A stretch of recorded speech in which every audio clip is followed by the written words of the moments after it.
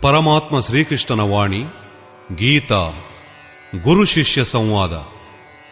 ಅದನ್ನು ಅರ್ಜುನ ಸ್ವೀಕಾರ ಮಾಡಿದ.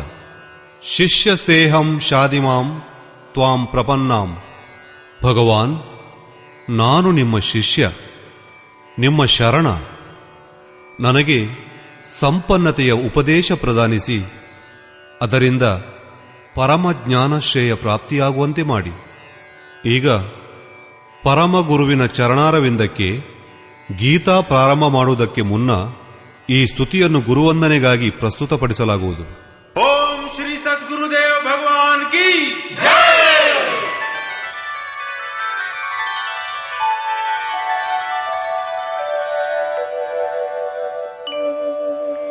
ಜಯ ಸದ್ಗುರುದೇವಂ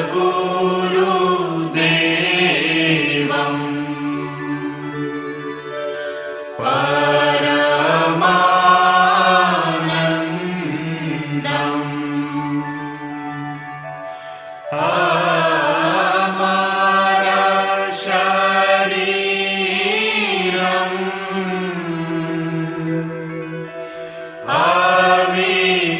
ಅವಿಕಾರಿ ನಿರಗುಣ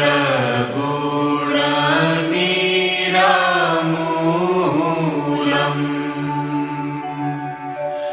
ಧರಿ ಸ್ಥೂಲಂ ಕಾಟನ ಶೂಲಂ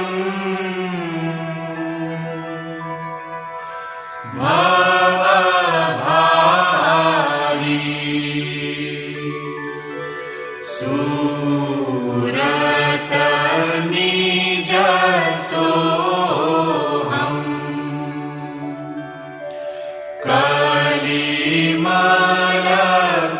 ಕಲಿಮಲಕೋಹಂ ಜನಮನ ಮೋಹನ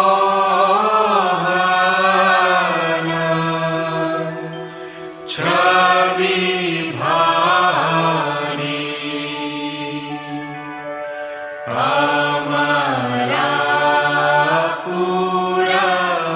ಅಮರಾಪುರವಾಸಿ ಸಬ ಸುಖ ರಾಶಿ ಸದಾ ಏಕ ರಸ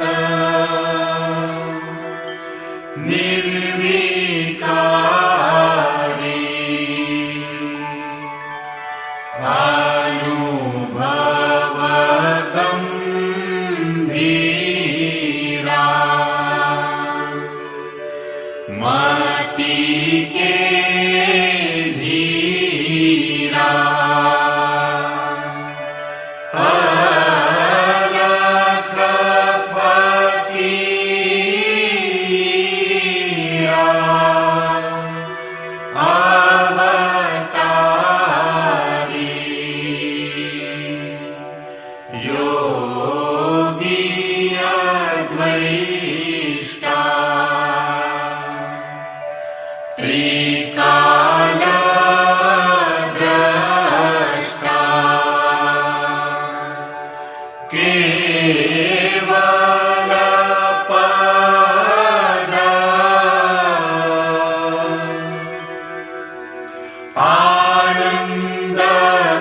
ಆನಂದಕಾರಿ ಚಿತ್ರಕೂಟ ಹಿಯಾಯೋ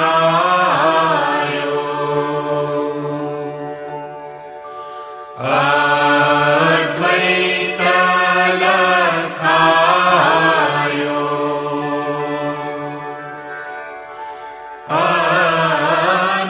ಅನುಸೂಯಿ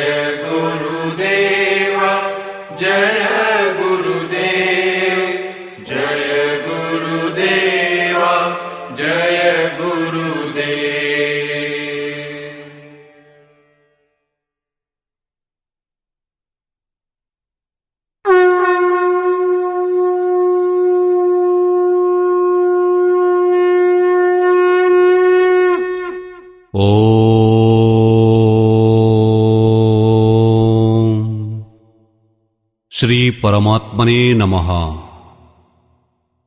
ಯಥಾರ್ಥ ಗೀತಾ ಶ್ರೀಮದ್ಭಗವದ್ಗೀತಾ ಅಥ ಪ್ರಥಮೋಧ್ಯಾಯಃ.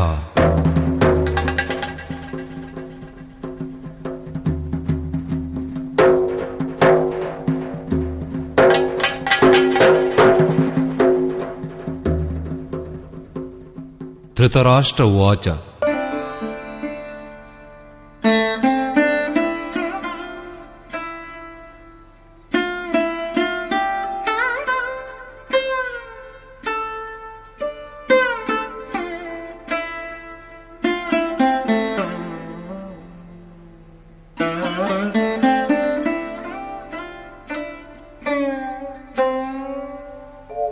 ಧರ್ಮಕ್ಷೇತ್ರೇ ಕುರುಕ್ಷೇತ್ರೇ ಸಮವೇತಾ ಯುಯುತ್ಸವಃ ಮಾಮಕಾಃ ಪಾಂಡವಾಶ್ಚೈವ ಕಿಮಕುರ್ವತ ಸಂಜಯ. ಧೃತರಾಷ್ಟ್ರನು ಹೇಳುವನು, ಎಲೆ ಸಂಜಯ, ಧರ್ಮಕ್ಷೇತ್ರವೆನಿಸಿದ ಕುರುಕ್ಷೇತ್ರದಲ್ಲಿ ಯುದ್ಧ ಮಾಡಲು ಸೇರಿಕೊಂಡ ನಮ್ಮವರೂ ಪಾಂಡವರು ಏನು ಮಾಡಿದರು? ಅಜ್ಞಾನ ರೂಪಿಯಾದ ಧೃತರಾಷ್ಟ್ರ, ಸಂಯಮವೇ ಮೈತಾಳಿದ ಸಂಜಯ. ಅಜ್ಞಾನವೆಂಬುದು ಮನದ ಅಂತರಾಳದಲ್ಲಿರುವುದು. ಅಜ್ಞಾನದಿಂದ ತುಂಬಿದ ಮನವುಳ್ಳ ಧೃತರಾಷ್ಟ್ರನು ಜನ್ಮಾಂಧ. ಆದರೆ ಸಂಯಮಶೀಲನಾದ ಸಂಜಯನ ಮಾಧ್ಯಮದಿಂದ ಆತನು ನೋಡುವನು. ಅವನು ಹೇಳುವುದು ಪರಮಾತ್ಮನೇ ಸತ್ಯ ಎಂದು.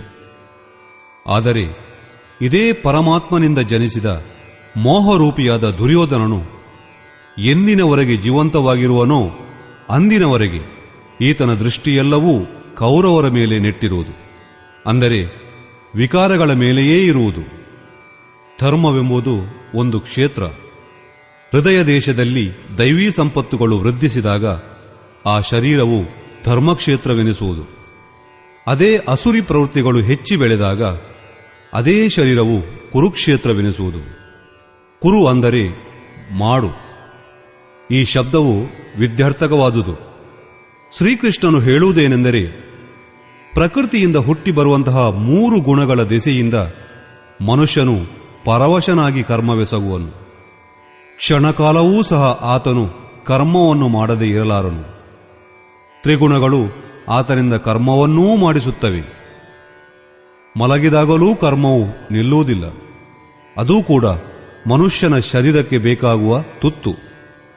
ಈ 3 ಗುಣಗಳು ಮನುಷ್ಯನನ್ನು ದೇವತೆಯಿಂದ ಹಿಡಿದು ಒಂದು ಹುಳು ಹುಪ್ಪಟವರೆಗೆ ಶರೀರಗಳಲ್ಲಿ ಬಂಧಿಸಿಡುವುವು. ಎಂದಿನವರೆಗೆ ಪ್ರಕೃತಿ ಮತ್ತು ಪ್ರಕೃತಿಜನ್ಯವಾದ ಗುಣಗಳು ಅಳಿಯುವುದಿಲ್ಲವೋ ಅಂದಿನವರೆಗೆ ಕುರು ಎಂಬುದು ಮನುಷ್ಯನ ಬೆನ್ನು ಬಿಡದು. ಆದ್ದರಿಂದ ಹುಟ್ಟು ಸಾವುಗಳ ರೂಪವಾದ ಮರಣಶೀಲವಾದ ವಿಕಾರಗ್ರಸ್ತವಾದ ಈ ಶರೀರವು ಕುರುಕ್ಷೇತ್ರವೇ ಸರಿ. ಪರಮಧರ್ಮವಾದ ಪರಮಾತ್ಮನಲ್ಲಿ ಪ್ರವೇಶವನ್ನು ದೊರಕಿಸಿಕೊಡುವಂತಹ ಪುಣ್ಯಮಯ ಪ್ರವೃತ್ತಿಗಳುಳ್ಳ ಪಾಂಡವರ ಕ್ಷೇತ್ರವು ಧರ್ಮಕ್ಷೇತ್ರವೇ ಸರಿ. ಪುರಾತತ್ವವೇತ್ತರು ಪಂಜಾಬಿನಲ್ಲಿ ಕಾಶಿ ಪ್ರಯಾಗಗಳ ನಡುವೆ ಮತ್ತು ಅನೇಕ ಕಡೆಗಳಲ್ಲಿ ಕುರುಕ್ಷೇತ್ರವನ್ನು ಕಂಡುಹಿಡಿಯಲು ಪ್ರಾರಂಭಿಸಿರುವರು. ಆದರೆ ಗೀತಾಕಾರಣೆ ಸ್ವತಃ ಕುರುಕ್ಷೇತ್ರವೆಲ್ಲಿರುವುದೆಂಬುದನ್ನು ಇದಂ ಶರೀರಂ ಕೌಂತೇಯ ಕ್ಷೇತ್ರಮಿತ್ಯಭಿಧೀಯತೆ ಎಂದು ಹೇಳಿರುವನು. ಅರ್ಜುನ, ಈ ಶರೀರವೆಂಬುದೇ ಕ್ಷೇತ್ರ. ಇದನ್ನು ಅರಿಯಬಲ್ಲವನು ಕ್ಷೇತ್ರಜ್ಞನೆನಿಸಿಕೊಳ್ಳುವನು. ಮುಂದೆ ಆತನೇ ಕ್ಷೇತ್ರದ ಬಗ್ಗೆ ವಿಸ್ತರಿಸಿ ವರ್ಣಿಸಿರುವನು. ಈ ಶರೀರವೆಂಬ ಕ್ಷೇತ್ರದಲ್ಲಿ ದಶ ಇಂದ್ರಿಯ, ಮನೋಬುದ್ಧಿ, ಅಹಂಕಾರಗಳು, ಪಂಚವಿಕಾರಗಳು ಹಾಗೂ ತ್ರಿಗುಣಗಳು ಇವುಗಳನ್ನು ವರ್ಣಿಸಿರುವನು.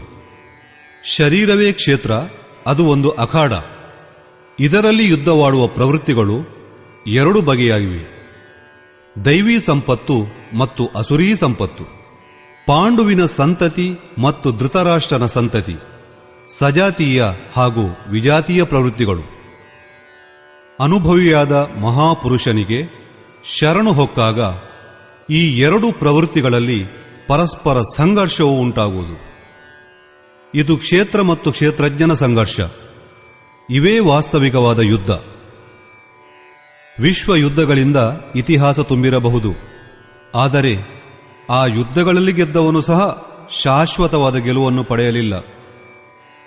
ಇವೆಲ್ಲವೂ ಪರಸ್ಪರ ಸೇಡು ಪ್ರತಿಸೇಡುಗಳು. ಪ್ರಕೃತಿಯನ್ನು ಸರ್ವತಾ ಶಮನ ಮಾಡಿ ಪ್ರಕೃತಿಗೆ ಪರವಾದ ಸತ್ತಾದ ದಿಕ್ದರ್ಶನ ಮಾಡಿಕೊಂಡು ಅದರಲ್ಲಿ ಪ್ರವೇಶವನ್ನೂ ಪಡೆಯುವುದೇ ವಾಸ್ತವಿಕವಾದ ವಿಜಯ. ಸೋಲೆಂಬುದೇ ಇಲ್ಲದಿರುವಂತಹ ವಿಜಯವೆಂದರೆ ಇದೊಂದೇ. ಜನನ ಮರಣಗಳ ಸಂಕೋಲೆ ಇಲ್ಲದಿರುವಂತಹ ಮುಕ್ತಿ ಎಂಬುದು ಇದೊಂದೇ. ಈ ರೀತಿ ಅಜ್ಞಾನದಿಂದಾವೃತವಾದ ಮನವು ಸಂಯಮದ ಮೂಲಕವಾಗಿ ಕ್ಷೇತ್ರಜ್ಞರ ಯುದ್ಧದಲ್ಲಿ ಏನಾಯಿತು ಎಂಬುದನ್ನು ಅರಿಯುವುದು. ಈಗ ಯಾರು ಯಾರಲ್ಲಿ ಸಂಯಮವು ಎಷ್ಟೆಷ್ಟು ಪ್ರಬಲವಾಗಿರುವುದೋ ಅವರಲ್ಲಿ ದೃಷ್ಟಿಶಕ್ತಿಯು ಅಷ್ಟಷ್ಟೇ ಹೆಚ್ಚುವುದು. ಸಂಜಯ ಉವಾಚ.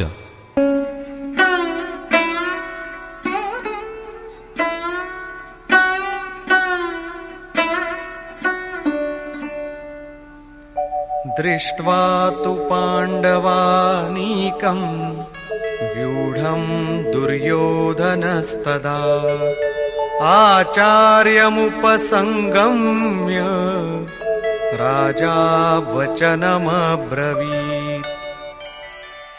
ಆ ಸಮಯದಲ್ಲಿ ವ್ಯೂಹವನ್ನು ರಚಿಸಿಕೊಂಡು ಯುದ್ಧ ಸನ್ನದ್ಧರಾಗಿರುವ ಪಾಂಡವರ ಸೈನ್ಯವನ್ನು ಕಂಡು ದುರ್ಯೋಧನನು ದ್ರೋಣಾಚಾರ್ಯರ ಬಳಿ ಹೋಗಿ ಹೀಗೆಂದು ಹೇಳುವನು. ದ್ವೈತಾಚರಣೆಯೇ ದ್ರೋಣಾಚಾರ್ಯರು. ಪರಮಾತ್ಮನಿಗಿಂತ ನಾವು ಭಿನ್ನರು ಎಂಬ ತಿಳುವಳಿಕೆಯ ದ್ವೈತ ಭಾವ ಬಂದೊಡನೆ ಆ ಪರಮಾತ್ಮನನ್ನು ಪಡೆಯಬೇಕೆಂಬ ಹಂಬಲ ಹುಟ್ಟುವುದು. ಆಗಲೇ ನಾವು ಗುರುವನ್ನರಸುತ್ತ ಹೊರಡುವೆವು. ಎರಡು ಪ್ರವೃತ್ತಿಗಳ ನಡುವೆ ಇದೇ ಮೊದಲ ಗುರು. ನಂತರ ಯೋಗೇಶ್ವರನಾದ ಶ್ರೀಕೃಷ್ಣನು ನಮ್ಮ ಸದ್ಗುರುವೆನಿಸಿಕೊಳ್ಳುವನು. ಆತನು ಯೋಗ ಸ್ಥಿತಿಯಲ್ಲಿರುವವನು. ರಾಜ ದುರ್ಯೋಧನನು ದ್ರೋಣರ ಬಳಿಗೆ ಹೋಗುವನು.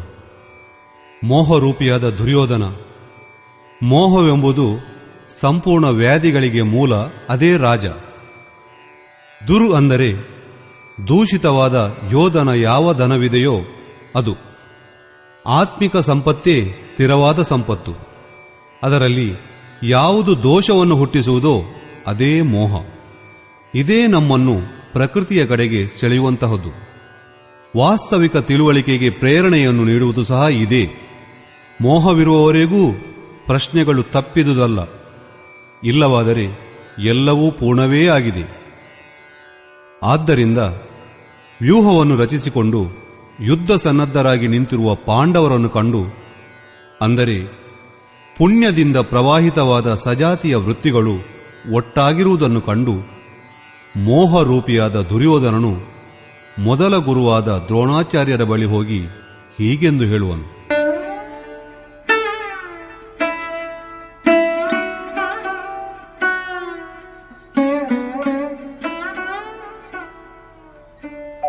ಪಶ್ಯೈತಾಂ ಪಾಂಡುಪುತ್ರಾಣಾಂ ಆಚಾರ್ಯ ಮಹತೀಂ ಚಮೂ ವ್ಯೂಢಾಂ ದ್ರುಪದ ಪುತ್ರೇಣ ತವ ಶಿಷ್ಯೇಣ ಧೀಮತಾ.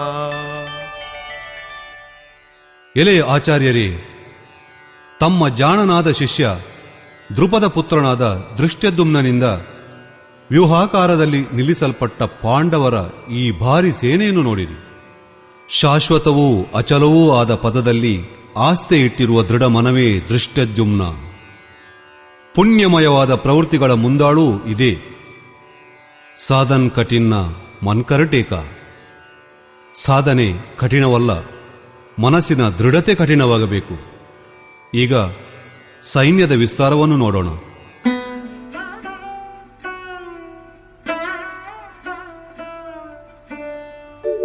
ಅತ್ರ ಶೂರಾ ಮಹೇಶ್ವಾಸಾ ಭೀಮಾರ್ಜುನ ಸಮಾಯುಧಿ ಯುಯುಧಾನೋ ವಿರಾಟಶ್ಚ ದ್ರುಪದಶ್ಚ ಮಹಾರಥಃ.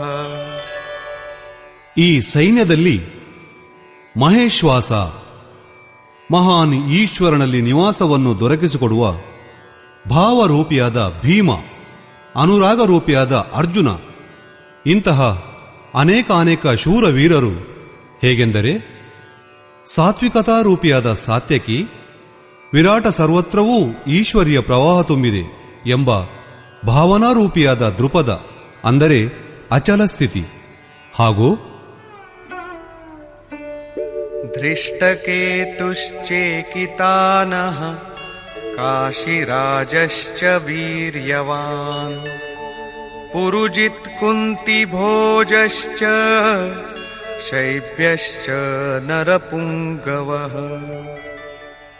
ದೃಷ್ಟಕೇತು ದೃಢ ಕರ್ತವ್ಯ, ಚೇಕಿತಾನ ಎಲ್ಲಿಗೆ ಹೋದರೂ ಅಲ್ಲಿಂದ ಮನವನ್ನು ಹಿಂದೆಳೆದು ಇಷ್ಟದಲ್ಲಿ ಅದನ್ನು ತೊಡಗಿಸುವುದು. ಕಾಶಿರಾಜ ಕಾಯ ರೂಪವಾದ ಕಾಶಿಯಲ್ಲಿಯೇ ಆ ಸಾಮ್ರಾಜ್ಯವಿರುವುದು. ಪುರುಜಿತ್ ಸ್ಥೂಲ, ಸೂಕ್ಷ್ಮ ಮತ್ತು ಕಾರಣ ಶರೀರದ ಮೇಲೆ ವಿಜಯವನ್ನು ಸ್ಥಾಪಿಸುವವನು ಪುರುಜಿತ್. ಕುಂತಿಭೋಜ ಕರ್ತವ್ಯದಿಂದ ಭವವನ್ನು ಗೆಲ್ಲುವುದು. ಅಂತಹ ನರಶ್ರೇಷ್ಠನಾದ ಶೈಬ್ಯ ಅಂದರೆ ಸತ್ಯ ವ್ಯವಹಾರ. ಯುಧಾಮನ್ಯುಶ್ಚ ವಿಕ್ರಾಂತಃ ಉತ್ತಮೌಜಾಶ್ಚ ವೀರ್ಯವಾನ್ ಸೌಭದ್ರೋ ದ್ರೌಪದೇಯಾಶ್ಚ ಸರ್ವ ಏವ ಮಹಾರಥಾಃ. ಹಾಗೂ ಪರಾಕ್ರಮಿಯಾದ ಯುಧಾಮನ್ಯು ಯುದ್ಧಕ್ಕೆ ಅನುರೂಪವಾಗಿ ಮನವನ್ನು ಅಣುಮಾಡಿಕೊಳ್ಳುವುದು. ಉತ್ತಮೌಜ ಶುಭಗಳ ಮೋಜು. ಸುಭದ್ರೆಯ ಮಗ ಅಭಿಮನ್ಯು ಶುಭವಾದ ಆಧಾರ ದೊರಕಿದೊಡನೆ ಮನಸ್ಸಿನ ಎಲ್ಲ ಭಯ ಆತಂಕಗಳು ದೂರವಾಗುವುದು. ಇಂತಹ ಶುಭ ಆಧಾರದ ಮೇಲೆ ನೆಲೆ ನಿಂತ ಅಭಯಚಿತ್ತ ಧ್ಯಾನ ರೂಪಳಾದ ದ್ರೌಪದಿಯ 5 ಮಂದಿ ಮಕ್ಕಳು ವಾತ್ಸಲ್ಯ, ಲಾವಣ್ಯ, ಸಹೃದಯತೆ, ಸೌಮ್ಯತೆ, ಸ್ಥಿರತೆ ಇವೆಲ್ಲವೂ ಮಹಾರಥಿಗಳೇ. ಸಾಧನ ಪಥದಲ್ಲಿ ಪರಿಪೂರ್ಣ ಯೋಗ್ಯತೆಯೊಂದಿಗೆ ಮುನ್ನಡೆಯುವ ಸಾಮರ್ಥ್ಯಗಳು. ಈ ರೀತಿಯಾಗಿ ದುರ್ಯೋಧನನು ಪಾಂಡವ ಪಕ್ಷದ 15-20 ಹೆಸರುಗಳನ್ನು ಎಣಿಸಿದನು. ಇವೆಲ್ಲವೂ ದೈವೀ ಸಂಪತ್ತಿನಿಂದ ಮಹತ್ವಪೂರ್ಣವಾದ ಅಂಗಗಳು. ವಿಜಾತೀಯ ಪ್ರವೃತ್ತಿಗಳ ರಾಜನಾಗಿದ್ದರೂ ಮೋಹವೇ ಆತನನ್ನು ಸಜಾತೀಯ ಪ್ರವೃತ್ತಿಗಳನ್ನರಿಯಲು ಬಾಧ್ಯಸನ್ನಾಗಿ ಮಾಡುವುದು. ದುರ್ಯೋಧನನು ತನ್ನ ಪಕ್ಷವನ್ನು ಸಂಕ್ಷೇಪವಾಗಿ ಹೇಳುವನು. ಒಂದು ವೇಳೆ ಬಾಹ್ಯ ಯುದ್ಧವೇ ಆಗಿದ್ದರೆ ತನ್ನ ಸೈನ್ಯವನ್ನು ಹಿಗ್ಗಿಸಿ ಹೊಗಳುತ್ತಿದ್ದನು. ವಿಕಾರವನ್ನು ಕಡಿಮೆ ಮಾಡಿ ಹೇಳಿದನು. ಏಕೆಂದರೆ ಅವುಗಳ ಮೇಲೆ ವಿಜಯವನ್ನು ಪಡೆಯಬೇಕಾಗಿದೆಯಲ್ಲವೇ? ಅವು ನಾಶವಂತವಾದುವು. ಕೇವಲ 4-6 ವಿಕಾರಗಳನ್ನು ಮಾತ್ರ ಎಣಿಸಿದನು. ಅವುಗಳ ಗರ್ಭದಲ್ಲಿ ಪೂರ್ಣ ಬಹಿರ್ಮುಖಿ ಪ್ರವೃತ್ತಿಗಳು ಅಡಗಿವೆ. ಹೇಗೆಂದರೆ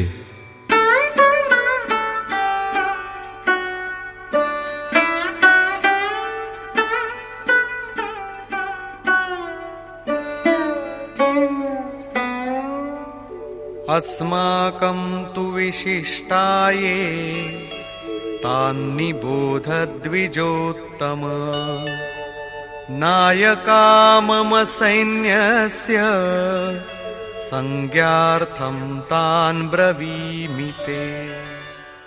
ದ್ವಿಜೋತ್ತಮನೇ, ನಮ್ಮ ಪಕ್ಷದಲ್ಲಿರುವ ಪ್ರಧಾನ ವೀರರನ್ನು ತಾವು ತಿಳಿದಿರಬೇಕು. ಇದನ್ನು ತಿಳಿಯುವ ಸಲುವಾಗಿ ನನ್ನ ಸೈನ್ಯದ ಅಧಿಪತಿಯ ಬಗ್ಗೆ ಹೇಳುವೆ. ಬಾಹ್ಯಾಯುದ್ಧದಲ್ಲಿ ಸೇನಾಧಿಪತಿಗಾಗಿ ದ್ವಿಜೋತ್ತಮ ಎಂಬ ಸಂಬೋಧನೆ ಅಸಾಮಯಿಕವಾದುದು. ವಸ್ತುತಃ ಗೀತೆಯಲ್ಲಿರುವುದು ಅಂತಃಕರಣದಲ್ಲಿರುವ 2 ಪ್ರವೃತ್ತಿಗಳ ತಾಕಲಾಟ. ಅದರಲ್ಲಿ ದ್ವೈತದ ಆಚರಣೆಯೇ ದ್ರೋಣ. ನಾವು ಲೇಷ ಮಾತ್ರವೇ ಆಗಲಿ ನಮ್ಮ ಆರಾಧ್ಯದಿಂದ ಬೇರೆಯಾದವೆಂದರೆ ಪ್ರಕೃತಿಯು ನಮ್ಮನ್ನು ಮುತ್ತಿ ಮುದುರುವುದು, ದ್ವೈತವು ಆವರಿಸುವುದು. ಈ ದ್ವಿ ಎಂಬುದರ ಮೇಲೆ ಜಯವನ್ನು ಪಡೆಯಬೇಕೆಂಬ ಪ್ರೇರಣೆ ಪ್ರಥಮ ಗುರುವಾದ ದ್ರೋಣಾಚಾರ್ಯನಿಂದ ದೊರೆಯುವುದು. ಅಪೂರ್ಣ ಶಿಕ್ಷಣವೇ ಪೂರ್ಣ ಜ್ಞಾನಕ್ಕೆ ಪ್ರೇರಣೆಯನ್ನೀಯುವುದು. ಅದು ಪೂಜಾಸ್ಥಳವಲ್ಲ. ಅಲ್ಲಿ ಶೌರ್ಯ ಸೂಚಕವಾದ ಸಂಬೋಧನೆ ಇರಬೇಕು. ವಿಜಾತೀಯ ಪ್ರವೃತ್ತಿಗಳ ನಾಯಕರು ಯಾರು?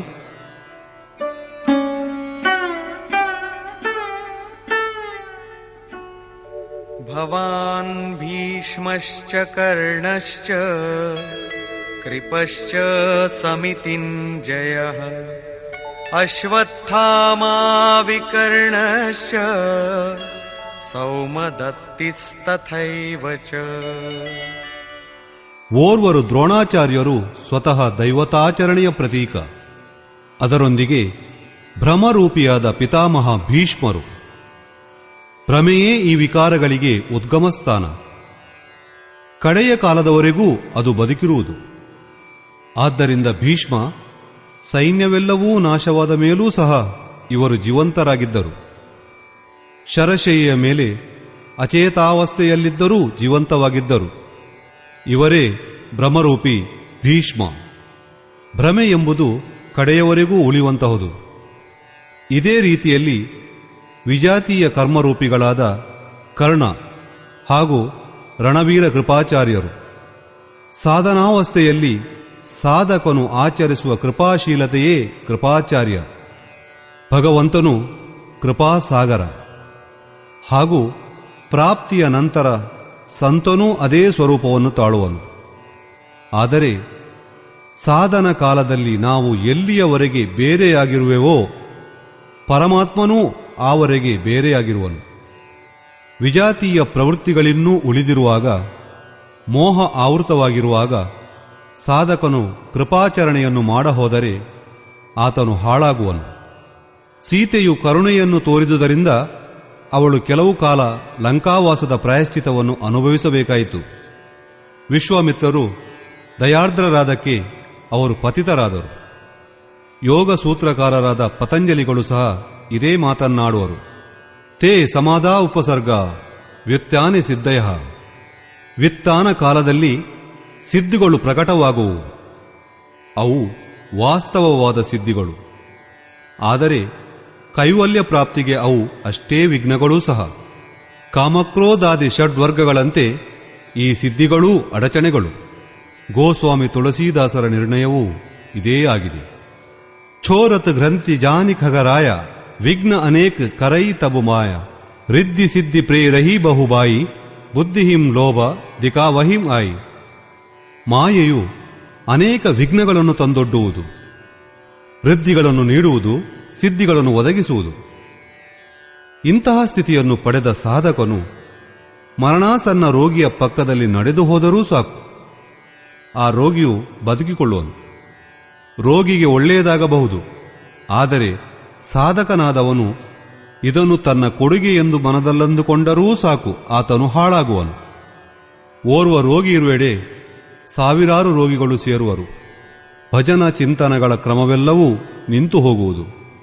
ತಪ್ಪು ಮನಸ್ಸು ಪ್ರಕೃತಿಯಲ್ಲಿ ತುಂಬಿಕೊಳ್ಳುವುದು. ಒಂದು ವೇಳೆ ಲಕ್ಷ್ಯವು ದೂರವಿದ್ದು ಸಾಧಕನು ಕೃಪೆ ಮಾಡಿದುದಾದರೆ ಈ ಕೃಪೆ ಒಂದರಿಂದಲೇ ಸಮಿತಿಂಜಯ ಸಮಸ್ತ ಸೈನ್ಯವನ್ನು ಗೆಲ್ಲುವನು. ಆದ್ದರಿಂದ ಸಾಧಕನು ಕಡೆಯವರೆಗೆ ಈ ಬಗ್ಗೆ ಎಚ್ಚರ ವಹಿಸಬೇಕು. ದಯಾಬಿನ್ ಸಂತಕ ಸಾಯಿ ದಯಾ ಕರೀತೋ ಆಫತ್ ಆಯಿ. ದಯೆಯಿಲ್ಲದ ಸಂತ ಕಟುಕ, ಆದರೆ ದಯೆ ತೋರಿದ್ದೇ ಆಪತ್ತು ಬಂದಂತೆ. ಆದರೆ ಅಪೂರ್ಣ ವ್ಯವಸ್ಥೆಯಲ್ಲಿ ಇದು ವಿಜಾತೀಯ ಪ್ರವೃತ್ತಿಗಳ ದುರ್ದರ್ಶ ಯೋಧ. ಇದೇ ರೀತಿಯಲ್ಲಿ ಆಸಕ್ತಿ ರೂಪಿಯಾದ ಅಶ್ವತ್ಥಾಮ, ವಿಕಾರ ರೂಪಿ ವಿಕರ್ಣ, ಭ್ರಮೆ ಹಿಡಿದ ಶ್ವಾಸವುಳ್ಳ ಭೂರಿಶ್ರವ, ಇವರೆಲ್ಲರೂ ಬಹಿರ್ಮುಖಿಯಾದ ಪ್ರವಾಹದ ನಾಯಕರು.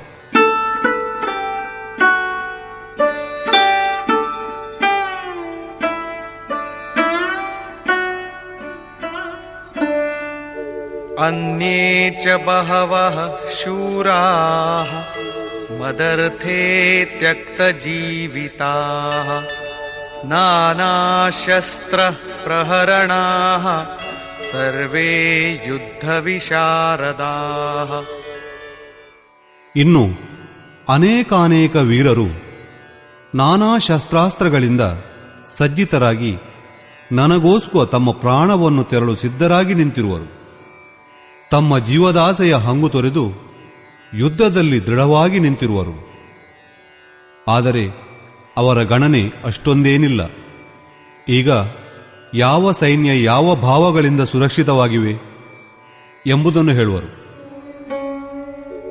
ಅಪರ್ಯಾಪ್ತಂ ತದಸ್ಮಾಕಂ ಬಲಂ ಭೀಷ್ಮಾಭಿರಕ್ಷಿತಂ ಪರ್ಯಾಪ್ತಂ ತ್ವಿದಮೇತೇಷಾಂ ಬಲಂ ಭೀಮಾಭಿರಕ್ಷಿತಂ. ಭೀಷ್ಮನಿಂದ ರಕ್ಷಿತವಾಗಿರುವ ನಮ್ಮ ಸೇನೆಯು ಅಜೇಯವಾದುದು. ಭೀಮನಿಂದ ರಕ್ಷಿಸಲ್ಪಡುತ್ತಿರುವ ಅತ್ತ ಕಡೆಯ ಸೈನ್ಯ ಗೆಲ್ಲಲು ಸುಗಮವಾಗಿದೆ. ಪರ್ಯಾಪ್ತ ಹಾಗೂ ಅಪರ್ಯಾಪ್ತ ಎಂಬ ಶ್ಲಿಷ್ಟ ಶಬ್ದಗಳು ದುರ್ಯೋಧನನ ಸಂದೇಹವನ್ನು ವ್ಯಕ್ತಪಡಿಸಲು ಉಪಯೋಗಿಸಲ್ಪಟ್ಟಿವೆ. ಆದ್ದರಿಂದ ನಾವೀಗ ಭೀಷ್ಮನು ಅದೆಂಥ ಸತ್ತ, ಆ ಸತ್ತಾದಲ್ಲಿ ದುರ್ಯೋಧನನು ತುಂಬಾ ನಿಶ್ಚಿಂತವಾಗಿರುವನಲ್ಲ, ಭೀಮನ ಅಸ್ತಿತ್ವ ಅದೆಂತಹುದು, ಅದರ ಮೇಲೆ ಪಾಂಡವರೆಲ್ಲರೂ ನೆಮ್ಮದಿಯಾಗಿರುವರಲ್ಲ ಎಂಬುದನ್ನು ನೋಡಬೇಕಾಗಿದೆ. ದುರ್ಯೋಧನನು ತನ್ನ ವ್ಯವಸ್ಥೆಯನ್ನು ಈ ರೀತಿಯಲ್ಲಿ ಬಣ್ಣಿಸುವನು. ಅಯನೇಷು ಚ ಸರ್ವೇಷು ಯಥಾ ಭಾಗಮವಸ್ಥಿತಾಃ ಭೀಷ್ಮಮೇವಾಭಿರಕ್ಷन्तು ಭವಂತಃ ಸರ್ವ ಏವ ಹಿ. ಆದ್ದರಿಂದ ಎಲ್ಲ ಭಾಗಗಳಲ್ಲಿ ತಮ್ಮ ಸ್ಥಾನದಲ್ಲಿ ನಿಂತಿರುವ ನೀವೆಲ್ಲರೂ ಭೀಷ್ಮನನ್ನು ಎಲ್ಲಾ ಕಡೆಗಳಿಂದ ರಕ್ಷಿಸಿರಿ. ಭೀಷ್ಮರಿದ್ದರೆ ನಾವು ಅಜೇಯರು. ಆದ್ದರಿಂದ ನೀವು ಪಾಂಡವರೊಂದಿಗೆ ಯುದ್ಧ ಮಾಡಲು ಹೋಗದೆ ಕೇವಲ ಭೀಷ್ಮರನ್ನು ಮಾತ್ರ ರಕ್ಷಿಸಿರಿ. ಹಾಗಾದರೆ ತನ್ನನ್ನೇ ತಾನು ರಕ್ಷಿಸಿಕೊಳ್ಳಲಾರದ ಭೀಷ್ಮ ಅದೆಂಥ ಯೋಧ? ಕೌರವರು ಆತನ ರಕ್ಷಣೆಯ ವ್ಯವಸ್ಥೆಯನ್ನು ಮಾಡಬೇಕೇ? ಈತನು ಯಾವ ಬಾಹ್ಯ ಯೋಧನಲ್ಲ, ಭ್ರಮೆಯೇ ಭೀಷ್ಮ. ಭ್ರಮೆ ಇರುವವರೆಗೆ ವಿಜಾತಿಯ ಪ್ರವೃತ್ತಿಗಳು ಅಜೇಯವಾಗಿರುವು. ಅಜೇಯ ಎಂದರೆ ಗೆಲ್ಲಲು ಸಾಧ್ಯವೇ ಇಲ್ಲ ಎಂಬರ್ಥವೇನಲ್ಲ, ಅಜೇಯ ಎಂದರೆ ಗೆಲ್ಲಲು ಕಷ್ಟಕರವಾದುದು ಎಂದು. ಮಹಾ ಅಜಯ್ ಸಂಸಾರ ರಿಪು ಜೀತಿ ಸಕೈಸೋ ಬೀರ್. ಭ್ರಮೆಯು ತೀರಿದರೆ, ಅವಿದ್ಯೆಯು ಅಸ್ತಿತ್ವವನ್ನು ಕಳೆದುಕೊಂಡರೆ, ಮೋಹ ಮುಂತಾದ ಆಂಶಿಕ ದೋಷಗಳು ಅಲ್ಪ ಸ್ವಲ್ಪ ಉಳಿದುಕೊಂಡಿದ್ದರೂ ಶೀಘ್ರವಾಗಿ ಕೊನೆಗೊಳ್ಳುವು. ಭೀಷ್ಮನಿಗೆ ಇಚ್ಛಾಮೃತ್ಯುವಿತ್ತು. ಇಚ್ಛೆಯೇ ಭ್ರಮೆ. ಇಚ್ಛೆ ಕೊನೆಗೊಳ್ಳುವುದು, ಭ್ರಮವು ನಿರಸನವಾಗುವುದು. ಇವೆರಡೂ ಒಂದೇ ಕ್ರಿಯೆ. ಇದನ್ನೇ ಸಂತ ಕಬೀರನು ಸರಳವಾಗಿ ಹೇಳಿರುವನು. ಇಚ್ಛಾಕಾಯ ಇಚ್ಛಾ ಮಾಯಾ ಇಚ್ಛಾ ಜಗ ಉಪಜಾಯ ಕಹಾ ಕಬೀರ್ ಜೈ ಇಚ್ಛಾ ವಿವರ್ಜಿತ್ ತಾಕಾ ಪಾರ್ನ ಪಾಯ. ಭ್ರಮೆ ಎಲ್ಲಿರುವುದಿಲ್ಲವೋ ಅದು ಅಪಾರ. ಅವ್ಯಕ್ತ ಈ ಶರೀರದ ಹುಟ್ಟಿಗೆ ಕಾರಣ ಇಚ್ಛೆ. ಇಚ್ಛೆಯೇ ಮಾಯೆ. ಇಚ್ಛೆಯೇ ಈ ಜಗತ್ತಿನ ಉತ್ಪತ್ತಿಗೆ ಮೂಲ ಕಾರಣ. ಸೋ ಕಾಮಯತ ತದೈಕ್ಷತ ಬಹುಸ್ಯಾಂ ಪ್ರಜಾಯೇಯಿತಿ. ಕಬೀರನು ಹೇಳುವನು, ಯಾವಾತನು ಇಚ್ಛಾರಹಿತನೋ ತಿನ್ಕ ಪಾರ್ನಪಾಯ, ಆತನ ಪಾರವನ್ನು ಕಂಡುಹಿಡಿಯಲಾಗದು. ಆತನು ಅಪಾರ, ಅನಂತ, ಅಸೀಮ ತತ್ವದಲ್ಲಿ ಪ್ರವೇಶವನ್ನು ಪಡೆದಿರುವನು. ಯೋ ಕಾಮೋ ನಿಷ್ಕಾಮ ಆಪ್ತಕಾಮ ಆತ್ಮಕಾಮೋನ ತಸ್ಯ ಪ್ರಾಣ ಉತ್ಕ್ರಾಮಂತಿ ಬ್ರಹ್ಮೈವ ಸನ್ ಬ್ರಹ್ಮಾಪ್ಯೇತಿ. ಯಾವಾತನು ಕಾಮನೆಗಳಿಂದ ರಹಿತನಾಗಿ ಆತ್ಮನಲ್ಲಿ ಸ್ಥಿರನಾಗಿ ಆತ್ಮಸ್ವರೂಪನಾಗುವನೋ ಆತನಿಗೆಂದೂ ಪತನವಿಲ್ಲ. ಆತ್ಮ ಬ್ರಹ್ಮನೊಂದಿಗೆ ಒಂದಾಗುವನು. ಪ್ರಾರಂಭದಲ್ಲಿ ಇಚ್ಛೆಗಳು ಅನೇಕವಿರುವುವು. ಕಡೆಯಲ್ಲಿ ಪರಮಾತ್ಮ ಪ್ರಾಪ್ತಿಯ ಇಚ್ಛೆಯೊಂದೇ ಶೇಷವಾಗುವುದು. ಈ ಇಚ್ಛೆಯು ಎಂದು ಪೂರ್ಣವಾಗುವುದೋ ಆಗ ಇಚ್ಛೆಯೂ ಕೊನೆಗಾಣುವುದು. ಒಂದು ವೇಳೆ ಅದಕ್ಕಿಂತ ಮಿಗಿಲಾಗಿ ವಸ್ತು ಹೊಂದಿದ್ದರೆ ನೀವು ಅದನ್ನು ಬಯಸುತ್ತಿದ್ದಿರಿ. ಅದಕ್ಕಿಂತ ದೊಡ್ಡದಾದುವು ಇಲ್ಲವೇ ಇಲ್ಲವೆಂದ ಮೇಲೆ ನೀವಿನ್ನು ಅಪೇಕ್ಷಿಸುವುದೇನನ್ನು? ಪ್ರಾಪ್ತವಾಗಬೇಕಿದ್ದ ವಸ್ತು ಅಪ್ರಾಪ್ತವಾಗಿ ಉಳಿಯದಿರುವಾಗ ಇಚ್ಛೆಯೂ ಸಮೂಲವಾಗಿ ನಾಶ ಹೊಂದುವುದು. ಇಚ್ಛೆಯು ಅಳಿಯುತ್ತಲೇ ಭ್ರಮೆಯು ತನಗೆ ತಾನೇ ಇಲ್ಲವಾಗುವುದು. ಇದೇ ಭೀಷ್ಮನ ಇಚ್ಛಾಮೃತ್ಯು. ಈ ರೀತಿಯಾಗಿ ಭೀಷ್ಮನಿಂದ ರಕ್ಷಿತವಾಗಿರುವ ನಮ್ಮ ಸೈನ್ಯವು ಎಲ್ಲಾ ವಿಧದಿಂದ ಅಜೇಯವಾಗಿರುವುದು. ಭ್ರಮೆ ಎಲ್ಲಿಯವರೆಗಿರುವುದೋ ಅಲ್ಲಿಯವರೆಗೆ ಅವಿದ್ಯೆಗೆ ಅಸ್ತಿತ್ವ. ಭ್ರಮೆಯು ಶಾಂತವಾಯಿತೆಂದರೆ ಅವಿದ್ಯೆಯೂ ಕೊನೆಗೊಂಡಂತೆ. ಭೀಮನಿಂದ ರಕ್ಷಿಸಲ್ಪಟ್ಟ ಅವರ ಸೈನ್ಯವನ್ನು ಸುಲಭವಾಗಿ ಗೆಲ್ಲಬಹುದು. ಭಾವರೂಪಿಯಾದ ಭೀಮ, ಭಾವೇ ವಿದ್ಯತೆ ದೇವಃ, ಭಾವದಲ್ಲಿ ಎಂತಹ ಶಕ್ತಿ ಇರುವುದೆಂದರೆ ಅವಿದಿತನಾದ ಪರಮಾತ್ಮನೂ ಅದರಿಂದ ವೇದ್ಯನಾಗುವನು. ಭಾವವಸ್ಯ ಭಗವಾನ್ ಸುಖನಿದಾನ್ ಕರುಣಾಯನ್. ಶ್ರೀಕೃಷ್ಣನು ಇದನ್ನೇ ಶ್ರದ್ಧಾ ಎಂದಿರುವನು.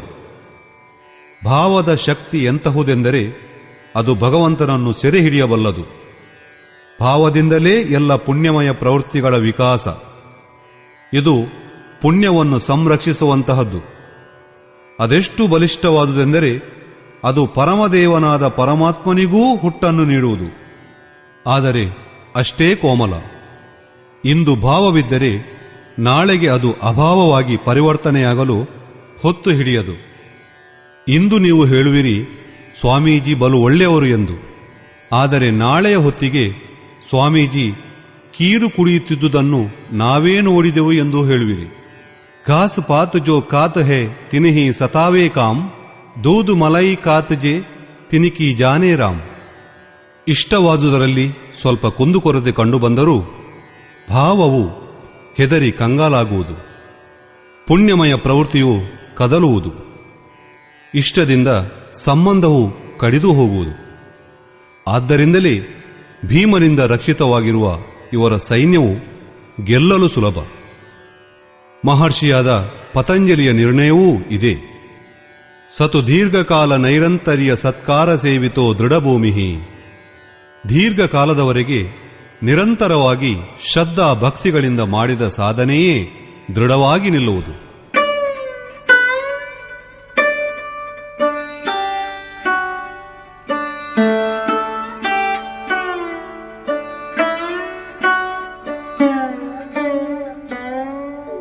ತಸ್ಯ ಸಂಜನಯನ್ ಹರ್ಷಂ ಕುರು ವೃದ್ಧಃ ಪಿತಾಮಹಃ ಸಿಂಹನಾದಂ ವಿನದ್ಯೋಚ್ಚೈಃ ಶಂಖಂ ದಧ್ಮೌ ಪ್ರತಾಪವಾನ್. ಈ ಪ್ರಕಾರ ತಮ್ಮ ಬಲಾಬಲದ ನಿರ್ಣಯವನ್ನು ಮಾಡಿಕೊಂಡು ಶಂಖವನ್ನು ಮೊಳಗಿದನು. ಶಂಖಧ್ವನಿಯು ಪಾತ್ರಗಳ ಪರಾಕ್ರಮ ಪ್ರತಾಪಗಳ ಘೋಷಣೆ. ಪಾತ್ರಗಳು ಗೆದ್ದ ನಂತರ ನಿಮಗೆ ಏನು ನೀಡುವು ಎಂಬುದನ್ನು ಸೂಚಿಸುವುದು.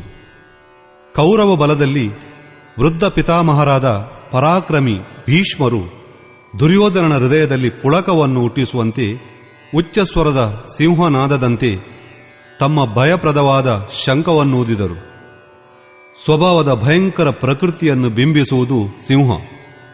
ಘೋರ ಕಾನನದ ನೀರವ ಏಕಾಂತದಲ್ಲಿ ಸಿಂಹದ ಗರ್ಜನೆ ಎಂಬುದು ಅದು 1 ಮೈಲಿ ದೂರದಲ್ಲೇ ಇರಬಹುದು.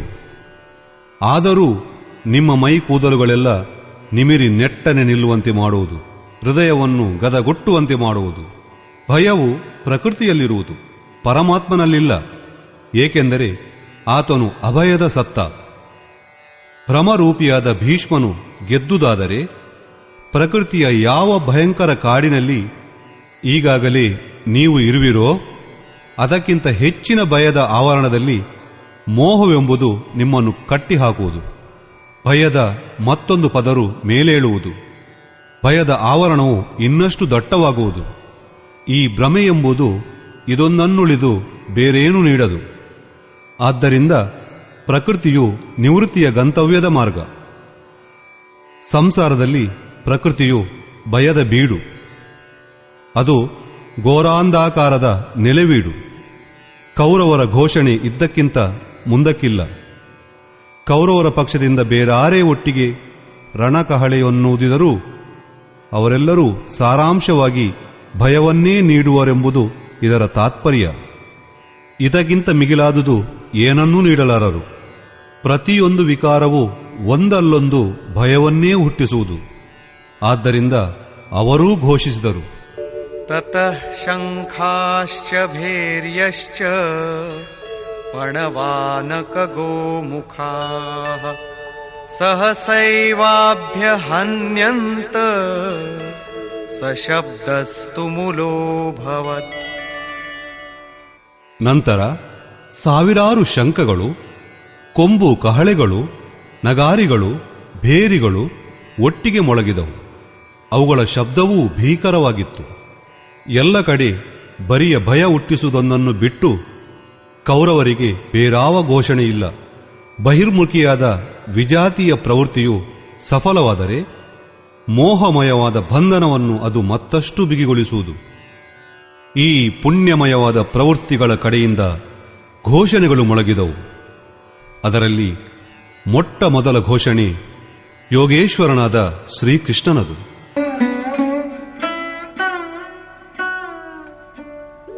ततः श्वेतैर्हयैर्युक्ते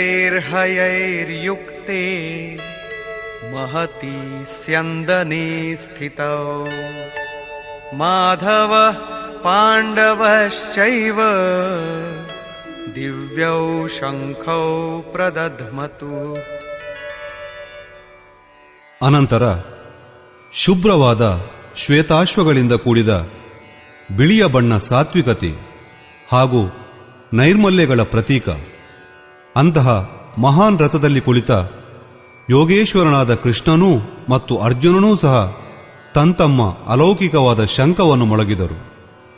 ಅಲೌಕಿಕ ಶಬ್ದದ ಅರ್ಥ ಲೋಕಗಳಿಗೆ ಹೊರತಾದುದು.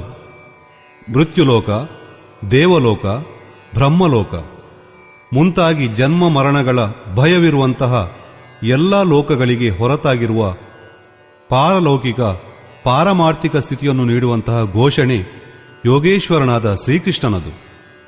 ಚಿನ್ನ ಬೆಳ್ಳಿ ಮರಮುಟ್ಟುಗಳ ರಥವಲ್ಲ, ಅಲೌಕಿಕ ರಥ, ಅದರೊಂದಿಗೆ ಅಲೌಕಿಕವಾದ ಶಂಖ. ಆದ್ದರಿಂದ ಘೋಷಣೆಯೂ ಅಲೌಕಿಕವೇ ಸರಿ.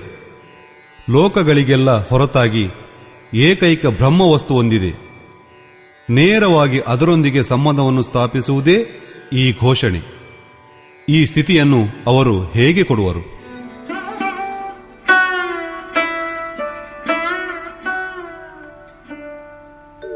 ಪಾಂಚಜನ್ಯಂ ಋಷಿಕೇಶೋ ದೇವದತ್ತಂ ಧನಂಜಯಃ ಪೌಂಡ್ರಂ ದಧ್ಮೌ ಮಹಾಶಂಖಂ ಭೀಮಕರ್ಮಾವೃಕೋದರಃ.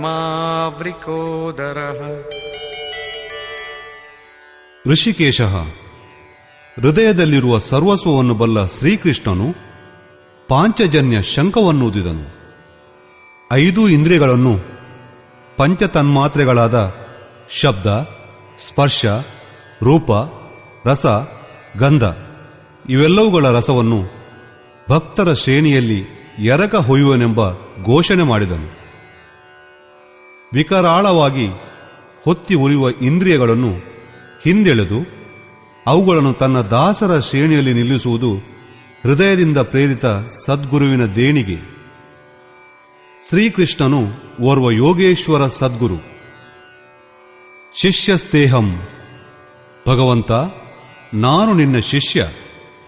ಬಾಹ್ಯ ವಿಷಯ ವಸ್ತುಗಳನ್ನು ಬಿಟ್ಟು ಧ್ಯಾನದಲ್ಲಿ ಇಷ್ಟ ವಸ್ತುವನ್ನು ಮಾತ್ರ ನೋಡುವಂತಾಗಲಿ. ಬೇರಾವುದು ನನ್ನ ಕಣ್ಣಿಗೆ ಕಾಣದಿರಲಿ, ಬೇರಾವುದು ನನ್ನ ಕಿವಿಗೆ ಹೋಗದಿರಲಿ, ಬೇರಾವುದನ್ನು ನಾನು ಮುಟ್ಟುವುದು ಬೇಡ. ಇದೆಲ್ಲವೂ ಸದ್ಗುರುವಿನ ಅನುಭವ ಸಂಚರಿಸುವುದರ ಮೇಲೆಯೇ ನಿಂತಿದೆ. ದೇವದತ್ತಂ ಧನಂಜಯ. ದೈವೀ ಸಂಪತ್ತನ್ನು ಅಧೀನಪಡಿಸಿಕೊಂಡ ಅನುರಾಗವೇ ಅರ್ಜುನ. ಇಷ್ಟ ವಸ್ತುವಿಗೆ ಅನುರೂಪವಾದ ಆಕರ್ಷಣೆ, ಅದರಲ್ಲಿ ವಿರಹ, ವೈರಾಗ್ಯ, ಅಶ್ರುಪಾತವಿರಬೇಕು. ಗದ್ಗದ್ಗಿರ ನಯನ ಬಹನೀರ, ರೋಮಾಂಚವಿರಬೇಕು. ಇಷ್ಟ ವಸ್ತುವನ್ನು ಬಿಟ್ಟು ಬೇರಾವುದರ ಲೇಷ ಮಾತ್ರವಾದರೂ ತಾಕಲಾಟವಿರಬಾರದು. ಅದನ್ನೇ ಅನುರಾಗವೆನ್ನುವರು. ಅದು ಫಲಿಸಿತೆಂದರೆ ಪರಮದೇವನಾದ ಪರಮಾತ್ಮನಲ್ಲಿ ಪ್ರವೇಶ ದೊರಕಿಸುವಂತಹ ದೈವೀ ಸಂಪತ್ತಿನ ಮೇಲೆ ಪರಮಾತ್ಮಾಧಿಪತ್ಯವನ್ನು ಪಡೆಯಬಹುದು. ಇದರ ಮತ್ತೊಂದು ಹೆಸರೇ ಧನಂಜಯ. ಒಂದು ಧನ ಹೊರಗಿನ ಸಂಪತ್ತು, ಅದರಲ್ಲಿ ಶರೀರವು ನೆಲೆಸಿರುತ್ತದೆ. ಆತ್ಮಕ್ಕೂ ಅದಕ್ಕೂ ಯಾವ ಸಂಬಂಧವಿರದು. ಈ ಸಂಪತ್ತಿಗೆ ಹೊರತಾಗಿರುವಂತಹ ಒಂದು ಸ್ಥಿರವಾದ ಆತ್ಮಿಕ ಸಂಪತ್ತು ಇರುವುದು. ಇದು ನಿಜವಾದ ಸಂಪತ್ತು, ತನ್ನದಾದ ಸಂಪತ್ತು. ಬೃಹದಾರಣ್ಯಕೋಪನಿಷತ್ತಿನಲ್ಲಿ ಯಾಜ್ಞವಲ್ಕ್ಯರು ಮೈತ್ರೇಯಿಗೆ ಧನ ಸಂಪನ್ನವಾದ ಈ ಭೂಮಿಯ ಸಂಪತ್ತಿನಿಂದಲೂ ಅಮೃತತ್ವವೆಂಬುದು ದೊರೆಯಲಾರದು. ಆತ್ಮಿಕ ಸಂಪತ್ತೊಂದೇ ಅದಕ್ಕಿರುವ ಉಪಾಯ. ಭಯಾನಕ ಕರ್ಮವನ್ನು ಮಾಡುವಂತಹ ಭೀಮನಿರುವನು. ಆತನು ಪೌಂಡ್ರ ಎಂದರೆ ಪ್ರೀತಿ ಎಂಬ ಶಂಖವನ್ನು ಮೊಳಗಿದನು. ಭಾವದ ಉದ್ಗಮಸ್ಥಾನ, ನಿವಾಸ ಸ್ಥಳ ಹೃದಯ. ಆದ್ದರಿಂದ ಇವನ ಹೆಸರು ವೃಕೋದರನೆಂದು. ನಿಮ್ಮ ಭಾವಾಕರ್ಷಣೆ ಒಂದು ಮಗುವಿನ ಮೇಲಿದೆ, ಆದರೆ ಆ ಆಕರ್ಷಣೆ ಇರುವುದು ಹೃದಯದಲ್ಲಿ. ಅದು ಮಗುವಿನ ಮೇಲೆ ಬಿದ್ದು ಮೂರ್ತರೂಪ ತಾಳುವುದು. ಈ ಭಾವವೆಂಬುದು ಅಗಾಧವಾದುದು, ಮಹಾಬಲಶಾಲಿಯಾದುದು. ಆತನು ಪ್ರೀತಿ ಎಂಬ ಮಹಾಶಂಖವನ್ನು ಮೊಳಗಿದನು. ಭಾವದಲ್ಲಿಯೇ ಪ್ರೀತಿ ಎಂಬುದು ಅಡಗಿದೆ. ಆದ್ದರಿಂದಲೇ ಭೀಮನು ಪೌಂಡ್ರ ಎಂದರೆ ಪ್ರೀತಿ ಎಂಬ ಶಂಖವನ್ನು ಊದಿದನು. ಭಾವವು ಮಹಾಶಕ್ತಿಶಾಲಿಯಾದುದು. ಆದರೆ ಪ್ರೀತಿ ಎಂಬುದು ಸಂಚಾರ ಮಾಧ್ಯಮದಿಂದ. ಹರಿವ್ಯಾಪಕ್ ಸರ್ವತ್ರ ಸಮಾನ, ಪೇಮತೆ ಪ್ರಗಟಿ ಹೋಹಿ ಮೈಜಾನ.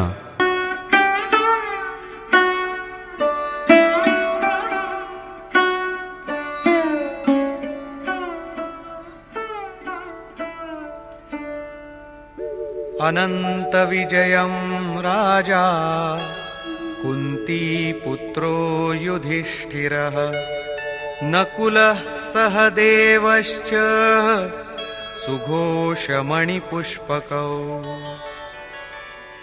ಕುಂತಿಪುತ್ರನಾದ ಮಹಾರಾಜ ಯುಧಿಷ್ಠಿರನು ಅನಂತ ವಿಜಯ ಎಂಬ ಶಂಖವನ್ನು ಊದಿದನು. ಕರ್ತವ್ಯ ರೂಪಿಯಾದ ಕುಂತಿ ಮತ್ತು ಧರ್ಮರೂಪಿಯಾದ ಯುಧಿಷ್ಠಿರ ಧರ್ಮದ ಮೇಲೆ ಸ್ಥಿರ ಬುದ್ಧಿ ಇದ್ದರೆ ಅನಂತ ವಿಜಯ ಅಂದರೆ ಅನಂತನಾದ ಪರಮಾತ್ಮನಲ್ಲೇ ನೆಲೆ. ಯುದ್ಧೇ ಸ್ಥಿರಸಃ ಯುಧಿಷ್ಠಿರಃ ಅಂದರೆ ಪ್ರಕೃತಿ ಪುರುಷ, ಕ್ಷೇತ್ರ ಕ್ಷೇತ್ರಜ್ಞ ಎಂಬ ಸಂಘರ್ಷದಲ್ಲಿ ಸ್ಥಿರವಾಗಿರುವಿಕೆ. ಮಹಾ ದುಃಖಗಳಿಂದಲೂ ಚಂಚಲನಾಗದಿರುವಿಕೆ. ಇದು ಒಂದು ದಿನ ಅನಂತವಾದುದನ್ನು ಅಂದರೆ ಅಂತವಿಲ್ಲದ ಐಶ್ವರ್ಯವನ್ನು ಗೆದ್ದುಕೊಡುವುದು. ಅಂದರೆ ಪರಮತತ್ವ ಸ್ವರೂಪವಾದ ಪರಮಾತ್ಮನ ಪ್ರಾಪ್ತಿಯನ್ನು ನೀಡುವುದು. ನಿಯಮರೂಪಿಯಾದ ನಕುಲನು ಸುಘೋಷವೆಂಬ ಶಂಖವನ್ನೂದಿದನು. ನಿಯಮವು ಉನ್ನತವಾದಂತೆಲ್ಲ ಅಶುಭವು ಹಿಂದೆ ಸರಿದು ಶುಭವು ಘೋಷಿತವಾಗುವುದು. ಸತ್ಸಂಗರೂಪಿಯಾದ ಸಹದೇವನು ಮಣಿಪುಷ್ಪಕವೆಂಬ ಶಂಖವನ್ನು ಮೊಳಗಿದನು. ಪಂಡಿತರೆಲ್ಲರ ಪ್ರತಿಯೊಂದು ಉಸಿರು ಸಹ ಒಂದೊಂದು ಮಣಿಯಂತೆ. ಹೀರಾ ಜೈಸಿ ಶ್ವಾಸ ಬಾತೋಮೆ ಬೀತಿ ಜಾಯ್. ಒಂದೊಂದು ವಜ್ರಮಣಿಗೆ ಸಮಾನವಾದ ಉಸಿರು ಕೇವಲ ಹುರುಳಿಲ್ಲದ ಮಾತುಗಳಲ್ಲಿ ಕಳೆದು ಹೋಯಿತು. ಮತ್ತೊಂದು ಸತ್ಸಂಗ. ನೀವು ಸತ್ಪುರುಷರ ವಾಣಿಯನ್ನು ಕೇಳುವುದು. ಆದರೆ ನಿಜವಾದ ಸತ್ಸಂಗ ಆಂತರಿಕವಾದುದು. ಶ್ರೀಕೃಷ್ಣನ ಪ್ರಕಾರ ಆತ್ಮ ಒಂದೇ ಸತ್ಯ, ಸನಾತನ. ಚಿತ್ತವು ಎಲ್ಲ ವ್ಯಾಪಾರಗಳನ್ನು ಹಿಂದೆಳೆದುಕೊಂಡು ಆತ್ಮನೊಂದಿಗೆ ಇರತೊಡಗಿದರೆ ಅದೀಗ ನಿಜವಾದ ಸತ್ಸಂಗ. ಈ ಸತ್ಸಂಗವು ಚಿಂತನ, ಧ್ಯಾನ ಮತ್ತು ಸಮಾಧಿಗಳನ್ನು ಅಭ್ಯಾಸ ಮಾಡುವುದರಿಂದ ಉಂಟಾಗುತ್ತದೆ. ಸತ್ಯದ ಸನ್ನಿಧಿಯಲ್ಲಿ ನಿಮ್ಮ ಸುರತಿ ನೆಟ್ಟಷ್ಟೂ ನಿಮಗೆ ನಿಮ್ಮ ಒಂದೊಂದು ಶ್ವಾಸದ ಮೇಲೂ ಹತೋಟಿ ಸಿಗತೊಡಗುವುದು. ಮನಸ್ಸು ಸಹಿತವಾಗಿ ಇಂದ್ರಿಯಗಳು ನಿಮ್ಮ ಸ್ವಾಧೀನವಾಗುವು. ಈ ರೀತಿ ಪೂರ್ಣವಾಗಿ ನಿಮ್ಮ ಮೇಲೆ ನಿಮಗೆ ನಿಯಂತ್ರಣವೂ ದೊರೆಯುವುದೋ ಆ ಕೂಡಲೇ ನಿಮಗೆ ವಸ್ತು ದೊರೆಯುವುದು. ವಾದ್ಯ ಯಂತ್ರಗಳಂತೆ ಚಿತ್ತವನ್ನು ಆತ್ಮದ ಸ್ವರದೊಂದಿಗೆ ಮೇಳವಿಸುವುದೇ ಸತ್ಸಂಗ. ಹೊರಗಿನ ಮಣಿಗಳು ಕಠೋರ, ಆದರೆ ಶ್ವಾಸಮಣಿ ಎಂಬುದು ಹೂವಿಗಿಂತ ಮೃದು.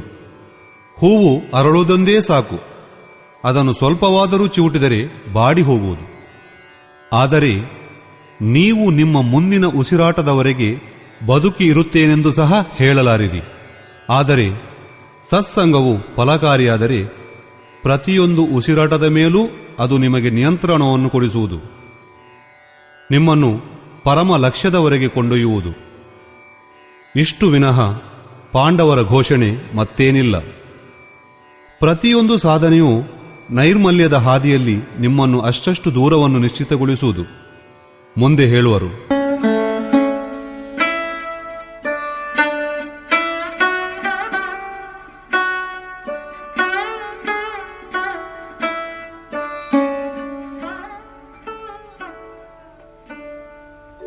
ಕಾಶ್ಯಶ್ಚ ಪರಮೇಶ್ವಾಸಃ ಶಿಖಂಡೀ ಚ ಮಹಾರಥಃ ಧೃಷ್ಟದ್ಯುಮ್ನೋ ವಿರಾಟಶ್ಚ ಸಾತ್ಯಕಿಶ್ಚಾಪರಾಜಿತಃ.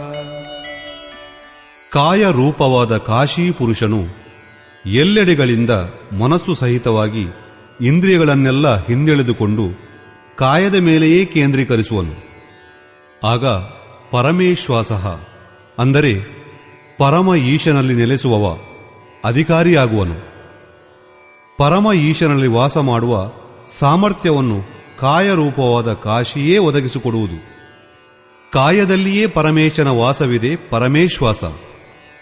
ಪರಮೇಶ್ವಾಸ ಎಂಬುದರ ಅರ್ಥ ಶ್ರೇಷ್ಠ ಧನುರ್ಧಾರಿ ಎಂದಲ್ಲ.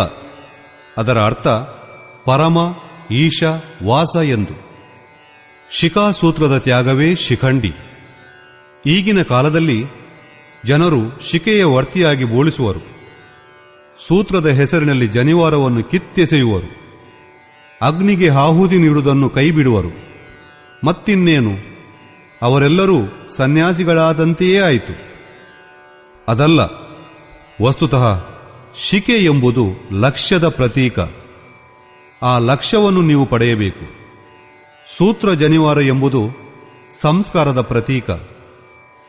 ಮುಂದೆ ನೀವು ಪರಮಾತ್ಮನನ್ನು ಪಡೆಯುವವರೆಗೆ ಸಂಸ್ಕಾರವು ಹಿಂದೆ ಹೆಣೆದುಕೊಂಡೇ ಇರುವುದು. ಅಲ್ಲಿಯವರೆಗೆ ತ್ಯಾಗವೆಲ್ಲಿ ಬಂತು, ಸನ್ಯಾಸವೆಲ್ಲಿ ಬಂತು? ಇನ್ನು ನಾವು ನಡೆದು ಹೋಗುವುದು. ಈ ವ್ಯವಸ್ಥೆಯಲ್ಲಿ ಭ್ರಮೆಯು ಸಂಪೂರ್ಣವಾಗಿ ಕೊನೆಗೊಳ್ಳುವುದು. ಆದ್ದರಿಂದ ಶಿಖಂಡಿಯೇ ಭ್ರಮರೂಪಿಯಾದ ಭೀಷ್ಮನನ್ನು ನಾಶ ಮಾಡುವನು. ಶಿಖಂಡಿ ಎಂಬುದು ಚಿಂತನೆಯ ಹಾದಿಯಲ್ಲಿ ಒಂದು ವಿಶೇಷವಾದ ಯೋಗ್ಯತೆಯ ಮಹಾರಥಿ.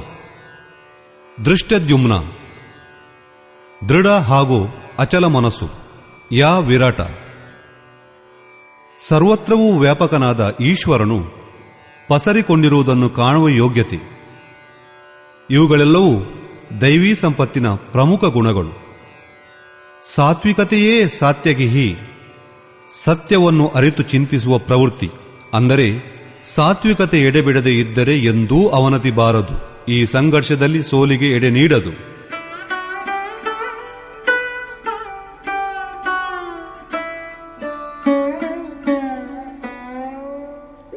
ದ್ರುಪದೋ ದ್ರೌಪದೇಯಾಶ್ಚ ಸರ್ವಶಃ ಪೃಥಿವೀಪತೆ ಸೌಭದ್ರಶ್ಚ ಮಹಾಬಾಹುಃ ಶಂಖಾನ್ ದದ್ಮುಃ ಪೃಥಕ್ ಪೃಥಕ್. ಅಚಲವಾದ ಪದವಿಯನ್ನು ನೀಡುವ ದ್ರುಪದ, ಧ್ಯಾನ ರೂಪಿಣಿಯಾದ ದ್ರೌಪದಿಯ 5 ಮಂದಿ ಮಕ್ಕಳು ಸಹೃದಯತೆ, ಲಾವಣ್ಯ, ವಾತ್ಸಲ್ಯ, ಸೌಮ್ಯತೆ, ಸ್ಥಿರತೆ. ಇವುಗಳು ಸಾಧನೆಯಲ್ಲಿ ಮಹತ್ತಾದ ನೆರವನ್ನು ನೀಡುವ ಮಹಾರಥಿಗಳಿದ್ದಂತೆ. ಹಾಗೂ ಮಹಾಭುಜ ಬಲಿಯಾದ ಅಭಿಮನ್ಯು. ಇವರೆಲ್ಲರೂ ಬೇರೆ ಬೇರೆಯಾಗಿ ತಮ್ಮ ಶಂಖಗಳನ್ನು ಮೊಳಗಿದರು. ಭುಜಗಳು ಕಾರ್ಯಕ್ಷೇತ್ರದ ಪ್ರತೀಕಗಳು. ಮನಸ್ಸು ಭಯರಹಿತವಾದೊಡನೆ ಅದು ಬಹಳ ದೂರದವರೆಗೆ ಮುಟ್ಟುವ ಸಾಮರ್ಥ್ಯವನ್ನು ಹೊಂದುವುದು. ಹೇ ರಾಜನ್, ಇವರೆಲ್ಲರೂ ತಮ್ಮ ಶಂಖಗಳನ್ನು ಬೇರೆ ಬೇರೆಯಾಗಿ ಮೊಳಗಿದರು. ಅಲ್ಪ ಸ್ವಲ್ಪ ದೂರವನ್ನು ಎಲ್ಲವೂ ಕ್ರಮಿಸುವುವು. ಅವುಗಳ ಪಾಲನೆ ಅವಶ್ಯಕ. ಆದ್ದರಿಂದ ಅವರ ಹೆಸರುಗಳನ್ನು ಎತ್ತಿ ಎಣಿಸಿದ್ದೇನೆ. ಇದಲ್ಲದೆ ಕೆಲವು ಅಂತರಗಳು ಹೇಗಿವೆ ಎಂದರೆ ಅದನ್ನು ಮನಸ್ಸು ಬುದ್ಧಿಗಳಿಂದ ಕ್ರಮಿಸಲಾಗದು. ಮನಸ್ಸು ಬುದ್ಧಿಗಳಿಗೆ ಆ ದೂರ ಹೊರತಾದುದು. ಭಗವಂತನೇ ಸ್ವತಃ ಅಂತಃಕರಣದಲ್ಲಿದ್ದುಕೊಂಡು ಆ ದೂರವನ್ನು ಕ್ರಮಿಸುವಂತೆ ಮಾಡುವನು. ಇತ್ತ ದೃಷ್ಟಿಯಾಗಿದ್ದುಕೊಂಡು ಆತ್ಮದಲ್ಲಿ ಎದ್ದು ನಿಲ್ಲುವನು. ಎದುರಿಗೆ ತಾನೇ ನಿಂತು ತನ್ನ ಪರಿಚಯವನ್ನು ನೀಡುವನು, ತನ್ನ ಪರಿಚಯವನ್ನು ಮಾಡಿಸಿಕೊಡುವನು.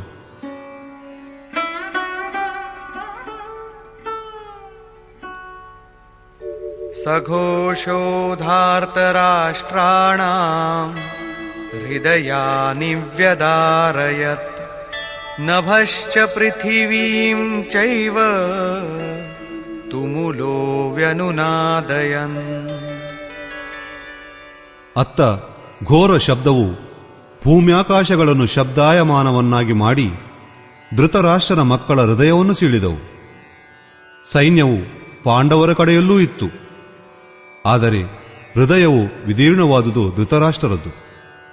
ವಸ್ತುತಃ ಪಾಂಚಜನ್ಯವು ದೈವೀ ಶಕ್ತಿಯ ಆಧಿಪತ್ಯವನ್ನು ಅನಂತವಾದುದರ ಮೇಲೆ ವಿಜಯವನ್ನು ಸಾರುವುದು.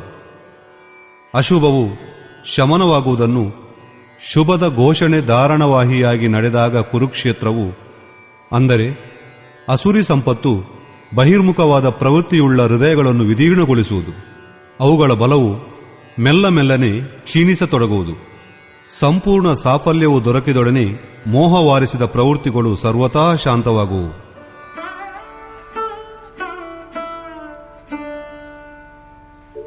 अथ व्यवस्थितान् दृष्ट्वा धार्तराष्ट्रान् कपिध्वजः प्रवृत्ते शस्त्रसम्पाते धनुरुद्यम्य पाण्डवः ऋषिकेशं तदा वाक्यम् इदमाह महीपते। ಅರ್ಜುನ ಉವಾಚ सेनयोरुभयोर्मध्ये रथं स्थापयमेच्युत। ಸಂಯಮ ರೂಪಿಯಾದ ಸಂಜಯನು ಅಜ್ಞಾನ ತುಂಬಿದ ಮನಸ್ಸಿಗೆ ತಿಳಿಯ ಹೇಳುವನು. ಹೇ ರಾಜನ್, ಅದರ ನಂತರ ಕಪಿಧ್ವಜ ಅಂದರೆ ವೈರಾಗ್ಯ ರೂಪಿಯಾದ ಹನುಮಂತ, ಅಂದರೆ ಆತನ ಧ್ವಜವೈರಾಗ್ಯ. ಧ್ವಜವು ಒಂದು ರಾಷ್ಟ್ರಕ್ಕೆ ಪ್ರತೀಕ. ಕೆಲವರು ಅಂದಂತೆ ಧ್ವಜ ಚಂಚಲವಾಗಿತ್ತು, ಆದ್ದರಿಂದ ಕಪಿಧ್ವಜ ಎಂಬ ಹೆಸರು ಬಂತು ಎನ್ನುವರು. ಆದರೆ ಹಾಗಲ್ಲ. ಇಲ್ಲಿ ಕಪಿ ಎಂದರೆ ಸಾಧಾರಣ ಕಪಿಯಲ್ಲ, ಸಾಕ್ಷಾತ್ ಆಂಜನೇಯ, ತನ್ನ ಮಾನ ಅಪಮಾನಗಳನ್ನು ಕಂಡುಕೊಂಡಿರುವವನು. ಸಮಮಾನಿ ನಿರಾದರ್ ಆದರ್ಹಿ, ಪ್ರಕೃತಿಯಲ್ಲಿ ಕಂಡು ಕೇಳಿದ ವಸ್ತು ವಿಷಯಗಳ ಬಗೆಗೆ ರಾಗಭಾವವನ್ನು ತ್ಯಾಗ ಮಾಡುವುದೇ ವೈರಾಗ್ಯ. ಆದ್ದರಿಂದ ವೈರಾಗ್ಯವೇ ಧ್ವಜವಾಗಿರುವ ಅರ್ಜುನನು ತನ್ನ ಮುಂದೆ ಸಾಲುಗಟ್ಟಿ ನಿಂತಿರುವ ಧಾರ್ತರಾಷ್ಟ್ರರು ಮತ್ತು ಅವರ ಸೇನೆಯನ್ನು ಕಂಡು ಇನ್ನೇನು ಶಸ್ತ್ರಾಸ್ತ್ರಗಳ ತೂರಾಟ ಪ್ರಾರಂಭವಾಗಬೇಕೆನ್ನುವ ಸನ್ನಿವೇಶದಲ್ಲಿ ತಾನೂ ಬಿಲ್ಲನ್ನೆತ್ತಿಕೊಂಡು ಋಷಿಕೇಶಂ ಅಂದರೆ ಹೃದಯದಲ್ಲಿರುವ ಸಮಸ್ತವನ್ನೂ ತಿಳಿದಿರುವ ಯೋಗೇಶ್ವರನಾದ ಶ್ರೀಕೃಷ್ಣನೊಡನೆ ಹೀಗೆ ಹೇಳುವನು. ಹೇ ಅಚ್ಯುತ, ನನ್ನ ರಥವನ್ನು ಎರಡೂ ಸೈನ್ಯದ ಮಧ್ಯದಲ್ಲಿ ನಿಲ್ಲಿಸು. ಇದು ಸಾರಥಿಗೆ ನೀಡುವ ಅಪ್ಪಣೆಯಲ್ಲ, ಇಷ್ಟನಾದ ಅಂದರೆ ಸದ್ಗುರುವಿನೊಂದಿಗೆ ಪ್ರಾರ್ಥನೆ. ಸರಿ, ಏಕೆ ನಿಲ್ಲಿಸಬೇಕು?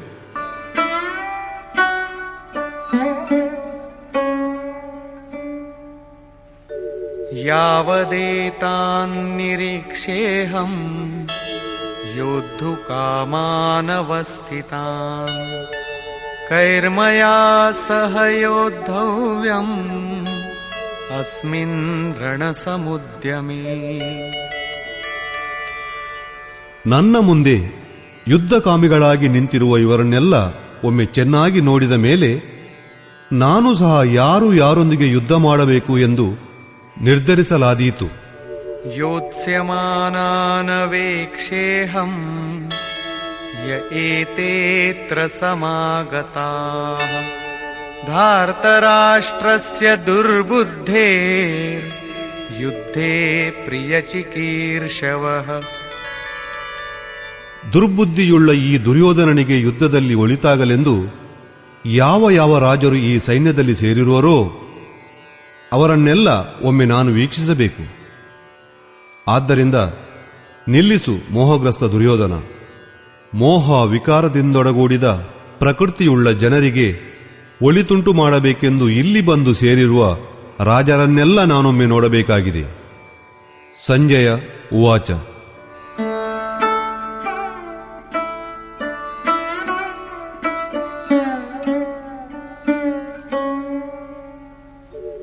ಏವಮುಕ್ತೋ ಋಷಿಕೇಶೋ ಗುಡಾಕೇಶೇನ ಭಾರತ ಸೇನಯೋರುಭಯೋರ್ಮಧ್ಯೆ ಸ್ಥಾಪಯಿತ್ವಾ ರಥೋತ್ತಮಂ ಭೀಷ್ಮದ್ರೋಣ ಪ್ರಮುಖತಃ ಸರ್ವೇಷಾಂ ಚ ಮಹೀಕ್ಷಿತಾಂ ಉವಾಚ ಪಾರ್ಥ ಪಶ್ಯೈತಾನ್ ಸಮವೇತಾನ್ ಕುರು ನೀತಿ. ಸಂಜಯನು ಹೇಳುವನು. ನಿದ್ರಾಜಯಿಯಾದ ಅರ್ಜುನ ನುಡಿದ ಈ ಮಾತುಗಳನ್ನು ಕೇಳಿ ಹೃದಯದ ಸಮಸ್ತವನ್ನು ತಿಳಿದಿರುವ ಋಷಿಕೇಶನಾದ ಶ್ರೀಕೃಷ್ಣನು ಎರಡು ಸೈನ್ಯಗಳ ನಡುವೆ ಭೀಷ್ಮ, ದ್ರೋಣ ಮತ್ತು ಮಹೀಕ್ಷಿತಾಂ ಶರೀರ ರೂಪಿಯಾದ ಭೂಮಿಯ ಮೇಲೆ ಅಧಿಕಾರವನ್ನು ಸ್ಥಾಪಿಸಿಕೊಂಡಿರುವ ಎಲ್ಲ ರಾಜರುಗಳ ಮಧ್ಯೆ ಉತ್ತಮವಾದ ರಥವನ್ನು ತಂದು ನಿಲ್ಲಿಸಿ, ಪಾರ್ಥ, ಏಕತ್ರಿತರಾಗಿ ನಿಂತಿರುವ ಈ ಕೌರವರನ್ನೆಲ್ಲ ಸರಿಯಾಗಿ ನೋಡು ಎಂದನು. ಇಲ್ಲಿ ಉತ್ತಮ ರಥವೆಂದರೆ ಚಿನ್ನ ಬೆಳ್ಳಿಯ ರಥವೆಂದಲ್ಲ. ಉತ್ತಮವೆಂಬುದರ ಪರಿಭಾಷೆ ನಶ್ವರತೆಗೆ ಪ್ರತಿಯಾಗಿ ಯಾವುದು ಅನುಕೂಲವಾಗಿದೆಯೋ ಅಥವಾ ಪ್ರತಿಕೂಲವಾಗಿದೆಯೋ ಅದಕ್ಕೆ ತಕ್ಕಂತೆ. ಈ ಪರಿಭಾಷೆ ಅಪೂರ್ಣವಾದುದು. ಯಾವುದು ನಮ್ಮ ಆತ್ಮ ನಮ್ಮ ಸ್ವರೂಪಕ್ಕೆ ಎಂದೆಂದೂ ಬೆಂಬಲ ನೀಡುವುದೋ ಅದೇ ಉತ್ತಮ. ಅದರ ಹಿಂದೆ ಅನುತ್ತಮ ಅಂದರೆ ಕೊಳಕಿನ ಲೇಷವಿರದು.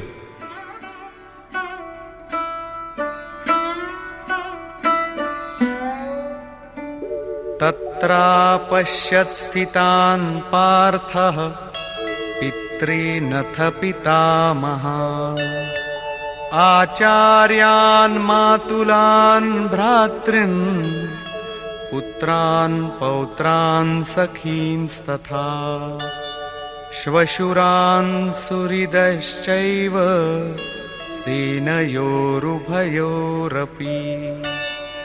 ನಂತರ ಇಟ್ಟ ಗುರಿಯನ್ನು ತಪ್ಪದ ಪಾರ್ಥಿವ ಶರೀರವನ್ನೇ ರಥವನ್ನಾಗಿ ಮಾಡಿಸಿಕೊಂಡಿರುವ ಪಾರ್ಥನು ಆ ಎರಡೂ ಸೈನ್ಯದಲ್ಲಿ ನೆರೆದಿರುವ ಪಿತ್ರರು, ಪಿತಾಮಹರು, ಆಚಾರ್ಯರು, ಮಾವಂದಿರು, ಅಣ್ಣ ತಮ್ಮಂದಿರು, ಪೌತ್ರರು, ಮಿತ್ರರು, ಶ್ವಶುರರು, ಸಹೃದಯರು ಇವರನ್ನೆಲ್ಲ ಕಂಡನು. ಎರಡೂ ಸೈನ್ಯಗಳಲ್ಲೂ ಅರ್ಜುನನಿಗೆ ತನ್ನ ಬಂಧು ಬಳಗ, ನೆಂಟರಿಷ್ಟರು, ಮಾವ ಅಳಿಯ, ಅಣ್ಣ ತಮ್ಮ, ಗುರು ಆಚಾರ್ಯ ಹೀಗೆ ಎಲ್ಲರೂ ತನ್ನವರೇ. ಮಹಾಭಾರತ ಕಾಲದ ಗಣಿಕೆಯಂತೆ 18 ಅಕ್ಷೋಹಿಣಿ ಎಂದರೆ ಸುಮಾರು 40 ಲಕ್ಷವಾಗುವುದು. ಈಗ ಪ್ರಚಾರದಲ್ಲಿರುವ ಅಂಕಿ ಅಂಶಗಳಂತೆ 18 ಅಕ್ಷೋಹಿಣಿ ಎಂದರೆ 6.5 ಅರ್ಬುದ, ಅಂದರೆ ಇಂದಿನ ಪ್ರಪಂಚದ ಜನಸಂಖ್ಯೆಯಷ್ಟು. ಇಷ್ಟೊಂದು ಜನಸಂಖ್ಯೆಗೆ ಪ್ರಪಂಚದಲ್ಲಿ ಈಗಾಗಲೇ ಅನ್ನ, ಬಟ್ಟೆ, ವಸತಿಗಳನ್ನೊದಗಿಸುವುದು ಬೃಹತ್ ಸಮಸ್ಯೆಯಾಗಿದೆ. ಇದೇ ಇಷ್ಟೊಂದು ಜನಸಮೂಹ ಕೇವಲ ಅರ್ಜುನನ 3-4 ಪರಿವಾರಗಳಲ್ಲಿತ್ತೆಂದರೆ ಅದನ್ನು ನಂಬಲಾದೀತೆ. ಆದ್ದರಿಂದ ಇದು ಹೃದಯ ಶಕ್ತಿಗೆ ಸಂಬಂಧಿಸಿದ ಚಿತ್ರಣ.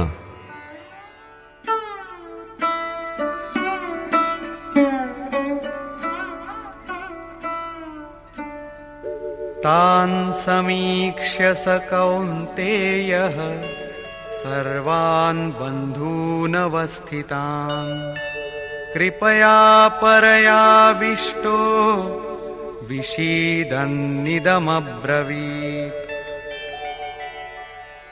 ಈ ರೀತಿ ಅಲ್ಲಿ ನೆರೆದಿರುವ ತನ್ನ ಬಂಧು ಬಾಂಧವರನ್ನು ಕಂಡು ಅರ್ಜುನನ ಹೃದಯ ಕರಗಿ ನೀರಾಯಿತು. ಉಕ್ಕಿ ಬರುವ ಕರುಣೆಯಿಂದ ಕುಂತಿಪುತ್ರನಾದ ಅರ್ಜುನನು ಶೋಕಾವಿಷ್ಟನಾಗಿ ನುಡಿದನು. ಅರ್ಜುನನು ಶೋಕಿಸತೊಡಗಿದನು. ಏಕೆಂದರೆ ಎದುರಿಗೆ ನೆರೆದಿರುವವರೆಲ್ಲ ನೆಂಟರು, ಇಷ್ಟರು, ತನ್ನವರು. ಅವನೆಂದನು, ಅರ್ಜುನ ಉವಾಚ.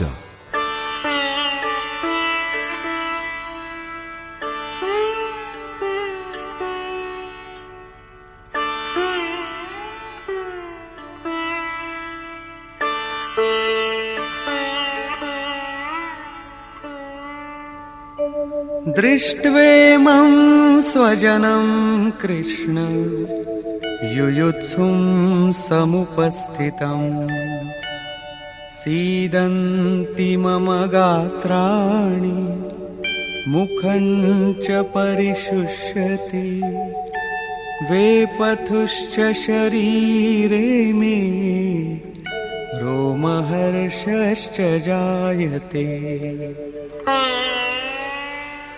ಎಲೈ ಕೃಷ್ಣನೇ, ಯುದ್ಧವಾಡಬೇಕೆಂದು ಇಲ್ಲಿ ನೆರೆದಿರುವ ನನ್ನ ಸ್ವಜನರನ್ನು ಕಂಡು ನನ್ನ ಅಂಗಾಂಗಗಳೆಲ್ಲವೂ ಸಡಿಲಗೊಳ್ಳುತ್ತಿದೆ. ಬಾಯಿ ಒಣಗುತ್ತಿದೆ. ಮೈಯಲ್ಲಿ ನಡುಕ ಉಂಟಾಗುತ್ತದೆ. ನಡುಕದಿಂದ ಮೈ ನವಿರೇಳುತ್ತಿದೆ. ಇಷ್ಟೇ ಅಲ್ಲ, ಗಾಂಡೀವಂ ಸ್ರಂಸತೆ ಹಸ್ತಾತ್ ತ್ವಕ್ಚೈವ ಪರಿದಹ್ಯತೆ ನ ಚ ಶಕ್ನೋಮ್ಯವಸ್ಥಾತುಂ ಭ್ರಮತೀವ ಚ ಮೇ ಮನಃ. ಗಾಂಡೀವ ಧನಸ್ಸು ಕೈಯಿಂದ ಜಾರಿ ಬಿದ್ದು ಹೋಗುತ್ತಿದೆ. ಚರ್ಮವೆಲ್ಲ ಹೊತ್ತಿ ಉರಿಯುತ್ತಿರುವಂತೆನಿಸುತ್ತಿದೆ. ಅರ್ಜುನನಿಗೆ ಜ್ವರ ಹಿಡಿದಂತಾಗಿದೆ. ಇದೆಂತಹ ಯುದ್ಧ ಎಂದೆನಿಸಿ ಮೈಯೆಲ್ಲ ಬೇಯುತ್ತಿದೆ. ಯುದ್ಧದಲ್ಲಿ ಬರಿಯ ಸ್ವಜನರೇ. ಅರ್ಜುನನಿಗೆ ಭ್ರಮೆ ಹಿಡಿದಂತಾಗಿದೆ.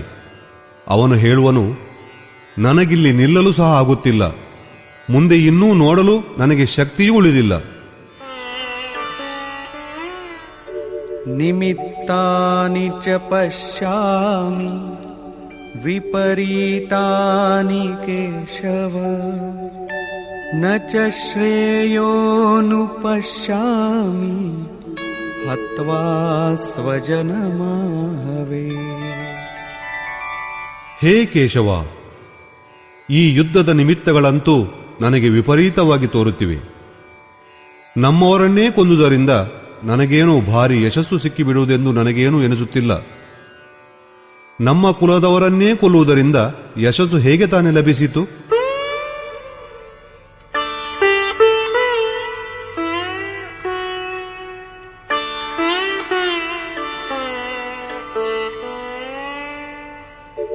ನ ಕಾಂಕ್ಷೇ ವಿಜಯಂ ಕೃಷ್ಣ ನ ಚ ರಾಜ್ಯಂ ಸುಖಾನಿ ಚ ಕಿನ್ನೋ ರಾಜ್ಯೇನ ಗೋವಿಂದ ಕಿಂ ಭೋಗೈರ್ಜೀವಿತೇನ ವಾ. ನನಗಾವ ವಿಜಯವೂ ಬೇಡ, ರಾಜ್ಯವೂ ಬೇಡ, ಸುಖವೂ ಬೇಡ. ಈ ರಾಜ್ಯವನ್ನು ಕಟ್ಟಿಕೊಂಡು ಆಗಬೇಕಾದುದು ಏನಿದೆ? ಎಲೈ ಗೋವಿಂದ, ಈ ರಾಜ್ಯ ಭೋಗಗಳಿಂದ ಏನಾಗಬೇಕಾಗಿದೆ? ಕಡೆಗೆ ಈ ಜೀವನದಿಂದಲಾದರೂ ಏನಾಗಬೇಕು? ಏಕೆಂದರೆ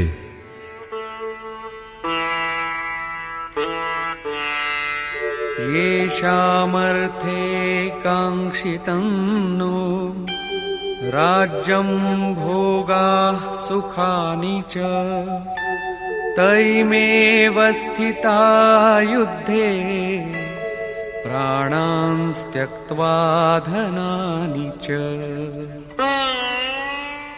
ಯಾರಿಗಾಗಿ ನಾವು ಈ ರಾಜ್ಯವನ್ನು, ಭೋಗವನ್ನು, ಧನವನ್ನು ಅಪೇಕ್ಷಿಸುವೆವೋ ಅವರೇ ಯುದ್ಧ ಕ್ಷೇತ್ರದಲ್ಲಿ ಜೀವದಾಸೆಯನ್ನು ತೊರೆದು ನಿಂತಿರುವರು. ಈ ಪರಿವಾರಕ್ಕೋಸ್ಕರವಾಗಿ ರಾಜ್ಯವನ್ನು ಅಪೇಕ್ಷಿಸಿದೆವು. ಈ ನೆಂಟರಿಷ್ಟರು ಸ್ವಜನರೊಂದಿಗೆ ಸುಖ ಸಮೃದ್ಧಿಯಿಂದ ಇರೋಣವೆಂದು ರಾಜ್ಯ ಸುಖವನ್ನು ಬಯಸಿದ್ದೆ. ಆದರೆ ಇವರೇ ಇಲ್ಲವಾಗುವುದರೆಂದ ಮೇಲೆ ನನಗೇಕೆ ರಾಜ್ಯ, ನನಗೇಕೆ ಸುಖ? ಅದಾವುದೂ ಬೇಡ. ಈ ನೆಂಟರಿಷ್ಟರಿಗೆ ಹೊರತಾಗಿ ನನಗೆ ಇದಾವ ಸುಖವೂ ಬೇಡ. ನೆಂಟರಿಷ್ಟರಿರುವವರೆಗೆ ಮಾತ್ರ ವಾಸನೆಗಳು ತುಂಬಿರುವುವು.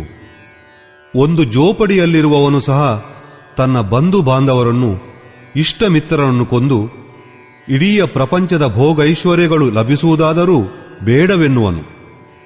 ಅರ್ಜುನನು ಹೇಳುವುದೇನೆಂದರೆ, ನನಗೆ ಗೆಲುವು ಬೇಡವೆಂದಲ್ಲ, ಭೋಗ ಭಾಗ್ಯಗಳು ಬೇಡವೆಂದಲ್ಲ, ಬೇಕು. ಆದರೆ ಯಾರಿಗಾಗಿ ಇವೆಲ್ಲ ಬೇಕೋ ಅವರೇ ಇಲ್ಲವಾಗುವುದಾದರೆ ಆ ಭೋಗಭಾಗ್ಯಗಳೇಕೆ? ಏನು ಪ್ರಯೋಜನ? ಈ ಯುದ್ಧದಲ್ಲಿ ಅದು ಯಾರ್ಯಾರನ್ನು ಕೊಲ್ಲಬೇಕಾಗಿದೆ?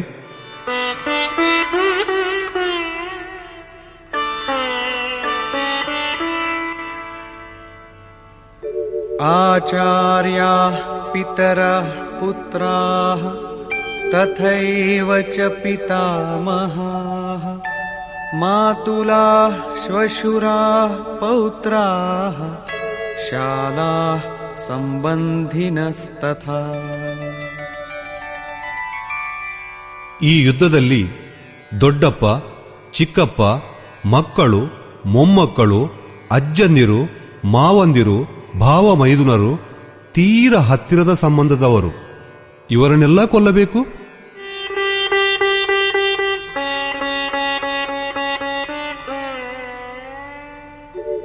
ಏತಾನ್ನ ಹಂತುಮಿಚ್ಛಾಮಿ ಘ್ನತೋಪಿ ಮಧುಸೂದನ ಅಪಿ ತ್ರೈಲೋಕ್ಯ ರಾಜ್ಯಸ್ಯ ಹೇತೋ ಕಿನ್ನು ಮಹೀ ಕೃತೆ. ನನ್ನನ್ನು ಕೊಂದರೂ ಸರಿ, ನಾನು ಇವರನ್ನು ಕೊಲ್ಲ ಬಯಸುವುದಿಲ್ಲ. ಇಡೀ ಭೂಮಂಡಲದ ರಾಜ್ಯವು ದೊರೆಯುವುದಾದರೂ ನಾನಿವರನ್ನು ಕೊಲ್ಲಲಾರೆ. ಇನ್ನು ಈ ಭೂಮಿಯ ಬಗ್ಗೆ ಹೇಳಬೇಕಾದುದು ಏನಿದೆ? 18 ಅಕ್ಷಯಿಣಿ ಸೈನ್ಯದಲ್ಲಿ ಅರ್ಜುನನಿಗೆ ಎಲ್ಲೆಲ್ಲೂ ಕಂಡುಬಂದುದು ಆತನ ಪರಿವಾರವೇ. ಇಷ್ಟೊಂದು ಬೃಹತ್ ಸ್ವಜನ ಪರಿವಾರವೆಂಬುದು ವಾಸ್ತವವಾಗಿ ಏನು? ವಸ್ತುತಃ ಅನುರಾಗವೇ ಅರ್ಜುನ. ಭಜನೆಯ ಪ್ರಾರಂಭದಲ್ಲಿ ಪ್ರತಿಯೋರ್ವ ಅನುರಾಗಿಯ ಮುಂದೆ ಇದೇ ಸಮಸ್ಯೆ ಎದುರಾಗುವುದು. ಎಲ್ಲರಿಗೂ ಭಜನೆ ಬೇಕು, ಆ ಅನುರಾಗವನ್ನು ಪಡೆಯಬೇಕು ಎಂದು ಎಲ್ಲರೂ ಬಯಸುವರು. ಆದರೆ ಓರ್ವ ಅನುಭವಿಯಾದ ಗುರುವಿನ ಆರೈಕೆಯಲ್ಲಿ ಅನುರಾಗಿಯಾದವನು ತಾನು ಯಾವ ಕ್ಷೇತ್ರಜ್ಞರ ಸಂಘರ್ಷವನ್ನು ಅರ್ಥ ಮಾಡಿಕೊಳ್ಳುವನೋ ಹಾಗೂ ತಾನು ಯಾರೊಂದಿಗೆ ಕಾದಾಡಬೇಕು ಎಂಬುದನ್ನು ತಿಳಿಯುವನೋ ಆ ಕೂಡಲೇ ಅವನು ಹತಾಶನಾಗುವನು.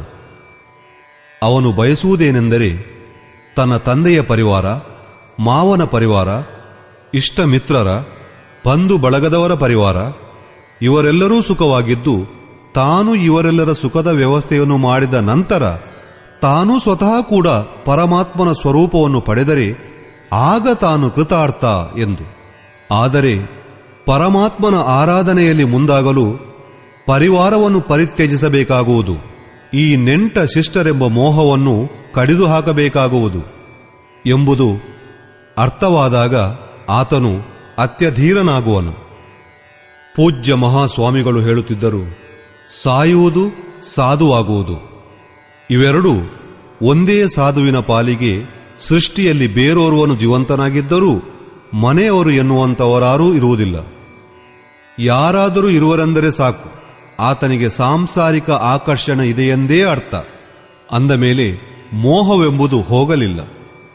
ಎಲ್ಲಿಯವರೆಗೆ ಆಕರ್ಷಣೆ ಎಂಬುದು ಹೋಗದೋ ಅಲ್ಲಿಯವರೆಗೆ ಆ ಆಕರ್ಷಣೆಯೊಂದಿಗೆ ತನಗಿರುವ ಸಂಬಂಧವನ್ನೂ ಕಡಿದುಕೊಂಡಂತಾಗಲಿಲ್ಲ. ಮೋಹ ಉಳಿಯಿತು, ಅದನ್ನು ಗೆದ್ದಾಗ ಮಾತ್ರ ವಿಜಯ. ಈ ಸಂಬಂಧಗಳ ವಿಸ್ತರಣೆಯೇ ಜಗತ್ತು. ಇಲ್ಲವಾದರೆ ಜಗತ್ತಿನಲ್ಲಿ ತನ್ನದಾಗಿರುವುದಾದರೂ ಏನು? ತುಳಸಿದಾಸ್ ಕಹ ಚಿದ್ವಿಲಾಸ್ ಜಗ ಭೂಜತ್ ಭುಜತ್ ಭೂಜೈ. ಮನಸ್ಸಿನ ಹರವೇ ಜಗತ್ತು. ಯೋಗೇಶ್ವರನಾದ ಕೃಷ್ಣನು ಸಹ ಮನಸ್ಸಿನ ಹರವನ್ನೇ ಜಗತ್ತು ಎಂದಿರುವನು. ಈ ಪ್ರಭಾವವನ್ನು ಯಾವಾತನು ಮೆಟ್ಟಿ ನಿಲ್ಲುವನೋ ಆತನು ಚರಾಚರ ಜಗತ್ತಿನ ಮೇಲೆ ವಿಜಯವನ್ನು ಸ್ಥಾಪಿಸಿದಂತೆ. ಇಹೈವ ತೈರ್ಜ್ಯತಃ ಸರ್ಗೋಯೇಷಾಂ ಸಾಮೇ ಸ್ಥಿತಂ ಮನಃ. ಅರ್ಜುನನೋರ್ವನೇ ಅಧೀರ ಎಂದು ತಿಳಿಯಬೇಡಿ. ಅನುರಾಗವೆಂಬುದು ಎಲ್ಲರ ಹೃದಯದಲ್ಲೂ ಇದೆ. ಪ್ರತಿ ಅನುರಾಗಿಯೂ ಅಧೀರನಾಗುವನು. ಅವನಿಗೆ ತನ್ನ ಬಂಧು ಬಳಗದ ನೆನಪಾಗತೊಡಗುವುದು. ಮೊದಲು ಅವನೆಣಿಸಿದ್ದೇನೆಂದರೆ ಭಜನೆಯಿಂದ ಲಾಭವಿದೆ, ಇವರೆಲ್ಲರೂ ಸುಖವಾಗಿರುವರು, ಇವರೊಂದಿಗಿದ್ದು ತಾನೂ ಸಹ ಸುಖವಾಗಿರಬಹುದು ಎಂದು. ಇವರು ಜೊತೆಗೇ ಇಲ್ಲ ಎಂದ ಮೇಲೆ ಸುಖವನ್ನು ಕಟ್ಟಿಕೊಂಡು ಮಾಡುವುದೇನಿದೆ? ಅರ್ಜುನನ ದೃಷ್ಟಿ ರಾಜ್ಯಭೋಗಕ್ಕಷ್ಟೇ ಸೀಮಿತವಾಗಿತ್ತು. 3 ಲೋಕದ ಒಡೆತನವೇ ಸುಖದ ಪರಾಕಾಷ್ಠೆ ಎಂಬುದು ಆತನ ಎಣಿಕೆ. ಇದರಿಂದ ಮುಂದಕ್ಕೂ ಒಂದಾನೊಂದು ಸತ್ಯವಿದೆ ಎಂಬ ತಿಳುವಳಿಕೆ ಆತನಿಗಿನ್ನೂ ಇಲ್ಲ.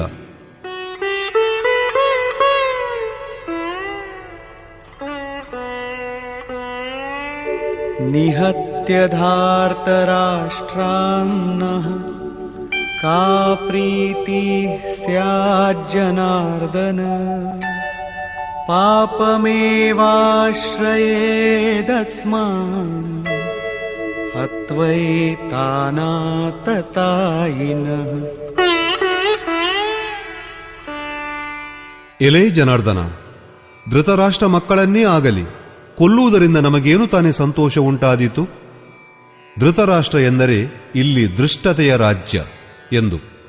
ಆತನಿಂದ ಹುಟ್ಟಿದಂತಹ ಮೋಹ ರೂಪಿಯಾದ ದುರ್ಯೋಧನ ಮೊದಲಾದವರನ್ನು ಕೊಂದು ತಾನೇ ತಮಗೇನು ಸಂತೋಷ ಉಂಟಾದೀತು? ಈ ಆತ ತಾಯಿಗಳನ್ನು ಕೊಂದುದರಿಂದ ನಮಗೆ ಪಾಪವೇ ಕೈಹತ್ತುವುದು. ಯಾವಾತನು ಹೊಟ್ಟೆಪಾಡಿಗಾಗಿ ತುಚ್ಛವಾದ ಲಾಭವನ್ನು ಬಯಸಿ ಅನ್ಯಾಯದ ಮಾರ್ಗವನ್ನು ಹಿಡಿಯುವನೋ ಅವನೇ ಆತ ತಾಯಿ. ಅಧ್ಯಾತ್ಮ ಮಾರ್ಗದಲ್ಲಿ ಅಡ್ಡಿ ಅಡಚಣೆಯನ್ನು ತಂದೊಡ್ಡುವವನು, ಆತ್ಮ ಸಾಕ್ಷಾತ್ಕಾರದಲ್ಲಿ ಅಡ್ಡಿಯುಂಟು ಮಾಡುವ ಕಾಮ, ಕ್ರೋಧ, ಲೋಭ, ಮೋಹ ಮುಂತಾದ ಅರಿವರ್ಗವೇ ಆತ ತಾಯಿ.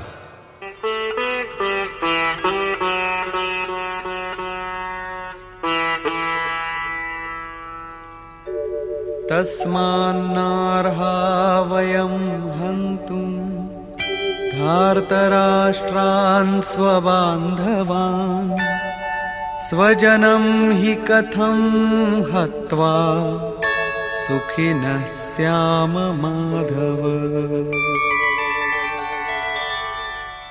ಆದ್ದರಿಂದ ಎಲೆ ಮಾಧವ, ನಮ್ಮ ಬಂಧುಗಳಾದ ಈ ಧಾರ್ತರಾಷ್ಟ್ರರನ್ನು ನಾವು ಕೊಲ್ಲಬಾರದು.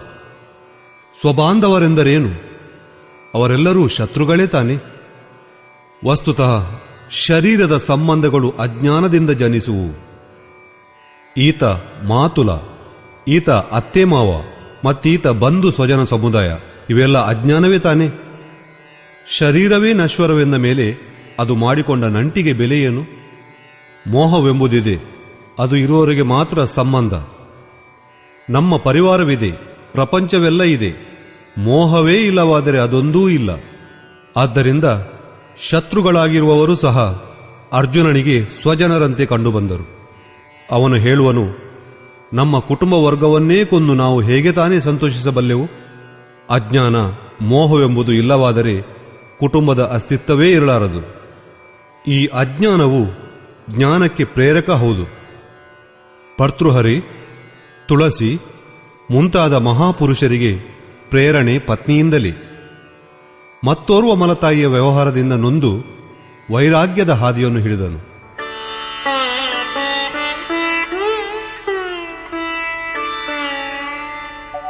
ಯದ್ಯಪ್ಯೇತೇನ ಪಶ್ಯಂತಿ ಲೋಭೋಪಹತ ಚೇತಸಃ ಕುಲಕ್ಷಯಕೃತಂ ದೋಷಂ ಮಿತ್ರದ್ರೋಹೇ ಚ ಪಾತಕಂ. ಲೋಭದಿಂದ ಗಾಸಿಕೊಂಡ ಮನವುಳ್ಳ ಇವರು ಕುಲಕ್ಷಯವಾಗುವ ದೋಷವನ್ನು, ಮಿತ್ರದೋಹವಾಗುವ ಪಾಪವನ್ನು ಅರ್ಥ ಮಾಡಿಕೊಳ್ಳಲಾರರು. ಇದು ಅವರ ಕೊರತೆ. ಆದರೂ ಕಥಂ ನ ಜ್ಞೇಯಮಸ್ಮಾಭಿಃ ಪಾಪಾದಸ್ಮಾನ್ ನಿವರ್ತಿತುಂ ಕುಲಕ್ಷಯಕೃತಂ ದೋಷಂ ಪ್ರಪಶ್ಯದ್ಭಿರ್ಜನಾರ್ದನ. ಎಲೈ ಜನಾರ್ದನ, ಕುಲನಾಶದಿಂದ ಉದ್ಭವಿಸುವ ದೋಷಗಳನ್ನು ತಿಳಿದಿರುವಂತಹ ನಾವು ಈ ಪಾಪದಿಂದ ದೂರವಾಗಿರಲು ಏಕೆ ವಿವೇಚಿಸಬಾರದು? ನಾನೋರ್ವನೇ ಪಾಪವನ್ನು ಮಾಡುತ್ತಿರುವೆನೆಂದಲ್ಲ, ನೀನೂ ಸಹ ಇದೇ ತಪ್ಪನ್ನು ಮಾಡ ಹೊರಟಿರುವೆ. ಹೀಗೆ ಶ್ರೀಕೃಷ್ಣನ ಮೇಲೆ ಆಪಾದನೆ. ತಿಳುವಳಿಕೆಯಲ್ಲಿ ತಾನು ಶ್ರೀಕೃಷ್ಣನಿಗಿಂತ ಕಡಿಮೆ ಎಂಬ ಅರಿವೇ ಆತನಿಗಿದ್ದಂತಿಲ್ಲ. ಪ್ರತಿಯೋರ್ವ ಸಾಧಕನೂ ಸದ್ಗುರುವಿನ ಬಳಿ ಹೋಗಿ ಹೀಗೆಯೇ ತರ್ಕವಾಡುವನು. ತನ್ನನ್ನು ಜ್ಞಾನಿಯೆಂದೇ ಭಾವಿಸಿರುವನು. ಅರ್ಜುನನು ಸಹ ಇದನ್ನೇ ಹೇಳುವನು. ಇವರು ತಿಳಿಯದವರು, ಆದರೆ ನಾನು ಮತ್ತು ನೀನು ಹಾಗಲ್ಲ. ಕುಲನಾಶದಿಂದುಂಟಾಗುವ ದೋಷಗಳ ಬಗ್ಗೆ ನಾವು ವಿಚಾರ ಮಾಡಲೇಬೇಕಲ್ಲವೇ? ಕುಲನಾಶದಿಂದುಂಟಾಗುವ ದೋಷವೇನು? ಕುಲಕ್ಷಯೇ ಪ್ರಣಶ್ಯಂತಿ ಕುಲಧರ್ಮಾಃ ಸನಾತನಾಃ ಧರ್ಮೇ ನಷ್ಟೇ ಕುಲಂ ಕೃತ್ಸ್ನಂ ಅಧರ್ಮೋಭಿಭವತ್ಯುತ. ಕುಲನಾಶದಿಂದ ಸನಾತನವಾದ ಕುಲಧರ್ಮಗಳು ನಶಿಸಿ ಹೋಗುವು. ಅರ್ಜುನನು ಕುಲಧರ್ಮ ಕುಲಾಚಾರಗಳನ್ನೇ ಸನಾತನ ಧರ್ಮವೆಂದು ಬಗೆದಿರುವನು. ಧರ್ಮವು ನಾಶವಾದರೆ ಸಂಪೂರ್ಣ ಫಲಕ್ಕೆ ಪಾಪವು ತಟ್ಟುವುದು. ಅಧರ್ಮಾಭಿಭವಾತ್ ಕೃಷ್ಣ ಪ್ರದುಷ್ಯಂತಿ ಕುಲಸ್ತ್ರೀಯಃ ಸ್ತ್ರೀಷು ದುಷ್ಟಾಸು ಆರ್ಷ್ಣೇಯ ಜಾಯತೆ ವರ್ಣಸಂಕರಃ. ಅಧರ್ಮವು ಹೆಚ್ಚುವುದರಿಂದ ಕುಲಸ್ತ್ರೀಯರು ಕೆಡುವರು. ಎಲೈ ವಾರ್ಷ್ಣೇಯನೇ, ಸ್ತ್ರೀಯರು ಕೆಟ್ಟರೆ ವರ್ಣಸಂಕರ ಉಂಟಾಗುವುದು. ಅರ್ಜುನನ ಭಾವನೆ ಏನೆಂದರೆ ಕುಲಸ್ತ್ರೀಯರು ಕೆಡುವುದರಿಂದ ವರ್ಣಸಂಕರ ಉಂಟಾಗುವುದು ಎಂದು. ಆದರೆ ಶ್ರೀಕೃಷ್ಣನು ಈ ಮಾತನ್ನು ಖಂಡಿಸುತ್ತಾ ಮುಂದೆ ಹೇಳುವನು. ನನ್ನ ಅಥವಾ ಸ್ವಸ್ವರೂಪದ ಆರಾಧನಾ ಕ್ರಮದಲ್ಲಿ ಭ್ರಮೆಯನ್ನು ತಂದುಕೊಳ್ಳುವುದೇ ವರ್ಣಸಂಕರ. ವರ್ಣ ಸಂಕರದಿಂದ ಯಾವ ದೋಷಗಳು ಉದ್ಭವಿಸುವು ಎಂಬುದರ ಮೇಲೆ ಅರ್ಜುನನು ಬೆಳಕು ಚೆಲ್ಲುವನು.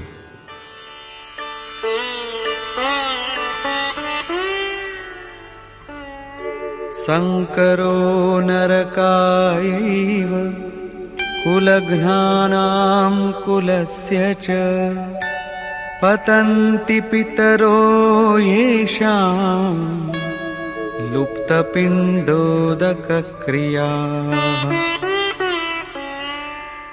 ಸಂಕರವೆಂಬುದು ಕುಲಘಾತಕರಿಗೂ ಕುಲಕ್ಕೂ ನರಕಕ್ಕೇ ಕಾರಣವಾಗುವುದು. ಇದರಿಂದ ಪಿತೃಗಳು ಲುಪ್ತ ಪಿಂಡೋದಕರಾಗಿ ನರಕದಲ್ಲಿ ಬಿದ್ದು ಹೋಗುವರು. ಅವರ ವರ್ತಮಾನವೂ ನಷ್ಟವಾಗುವುದು. ಅತೀತವೂ ಪಿತೃಗಳ ಪತನದಿಂದ ಹಾಳಾಗುವುದು. ಭಾವೀ ಸಂತತಿಯೂ ಭ್ರಷ್ಟವಾಗುವುದು. ಇಷ್ಟೇ ಅಲ್ಲ,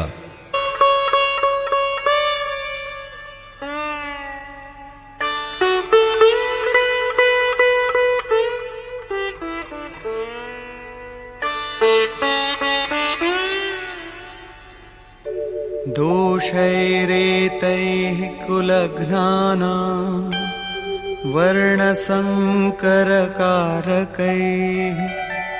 ಉತ್ಸಾದ್ಯಂತೆ ಜಾತಿಧರ್ಮಾಃ ಕುಲಧರ್ಮಾಶ್ಚ ಶಾಶ್ವತಾಃ. ವರ್ಷ ಸಂಕರವನ್ನುಂಟು ಮಾಡುವ ದೋಷಗಳಿಂದ ಕುಲಘಾತಕರ ಮತ್ತು ಕುಲದ ಸನಾತನ ಧರ್ಮಗಳು, ಜಾತಿ ಧರ್ಮಗಳು ನಷ್ಟ ಭ್ರಷ್ಟವಾಗುವು. ಅರ್ಜುನನು ಭಾವಿಸಿದ್ದೇನೆಂದರೆ ಕುಲಧರ್ಮವೇ ಸನಾತನ, ಅದೇ ಶಾಶ್ವತ ಎಂದು. ಆದರೆ ಶ್ರೀಕೃಷ್ಣನು ಈ ಮಾತನ್ನು ಖಂಡಿಸಿ ಆತ್ಮವೊಂದೇ ಸನಾತನವಾದುದು, ಶಾಶ್ವತವಾದುದು ಎಂದು. ವಾಸ್ತವಿಕ ಧರ್ಮವನ್ನರಿಯುವ ಮೊದಲು ಮನುಷ್ಯನು ಧರ್ಮವೆಂಬ ಹೆಸರಿನ ಮೇಲೆ ಒಂದಾನೊಂದು ರೂಢಿಯನ್ನೋ ಸಂಪ್ರದಾಯವನ್ನೇ ಧರ್ಮವೆಂದೆಣಿಸುವನು. ಅದೇ ರೀತಿಯಲ್ಲಿ ಅರ್ಜುನನ ಭಾವನೆಯೂ ಕೂಡ. ಆದರೆ ಶ್ರೀಕೃಷ್ಣನ ಮಾತುಗಳಲ್ಲಿ ಇದೊಂದು ರೂಢಿಯಷ್ಟೇ ಹೊರತು ಬೇರೇನಲ್ಲ.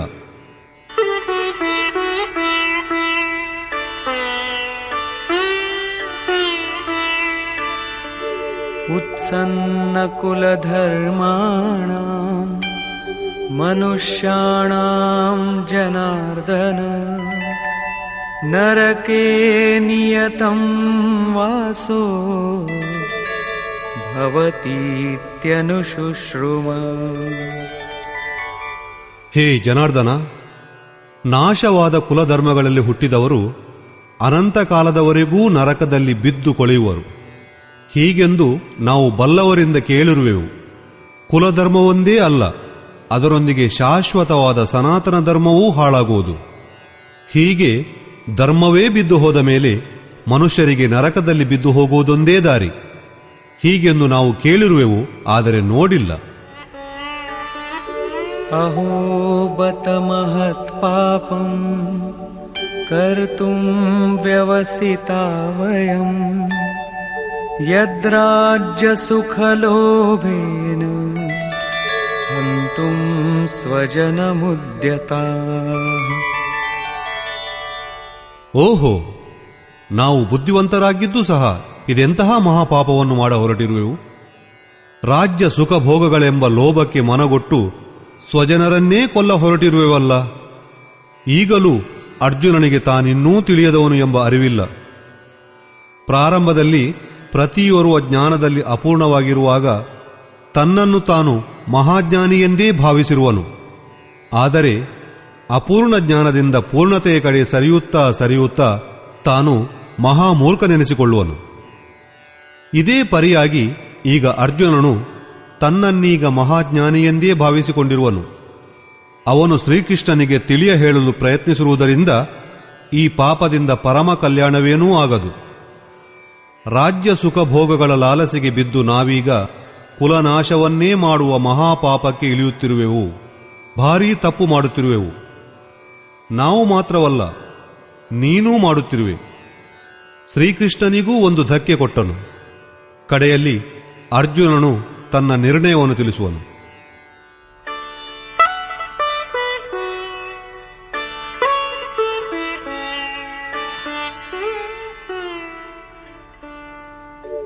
यदि मामप्रतीकारम् अशस्त्रं शस्त्रपाणयः धार्तराष्ट्रारणे हन्युः तन्मे क्षेमतरं भवेत्. ಶಸ್ತ್ರರಹಿತನಾಗಿ ಬರಿಗೈಯಲ್ಲಿ ನಿಂತು ಅವರ ಮೇಲೆ ಮುನ್ನುಗ್ಗದೆ ಸುಮ್ಮನಿರುವ ನನ್ನನ್ನು ಶಸ್ತ್ರಾಸ್ತ್ರಗಳನ್ನು ಹಿಡಿದು ನಿಂತಿರುವ ಧೃತರಾಷ್ಟ್ರನ ಮಕ್ಕಳು ಕೊಂದು ಹಾಕುವುದಾದರೆ ಅದೂ ಸಹ ನನಗೆ ಹಿತಕರವೇ ಆದೀತು. ಅರ್ಜುನ ವಾಸ್ತವವಾಗಿಯೂ ತಿಳಿದವನು.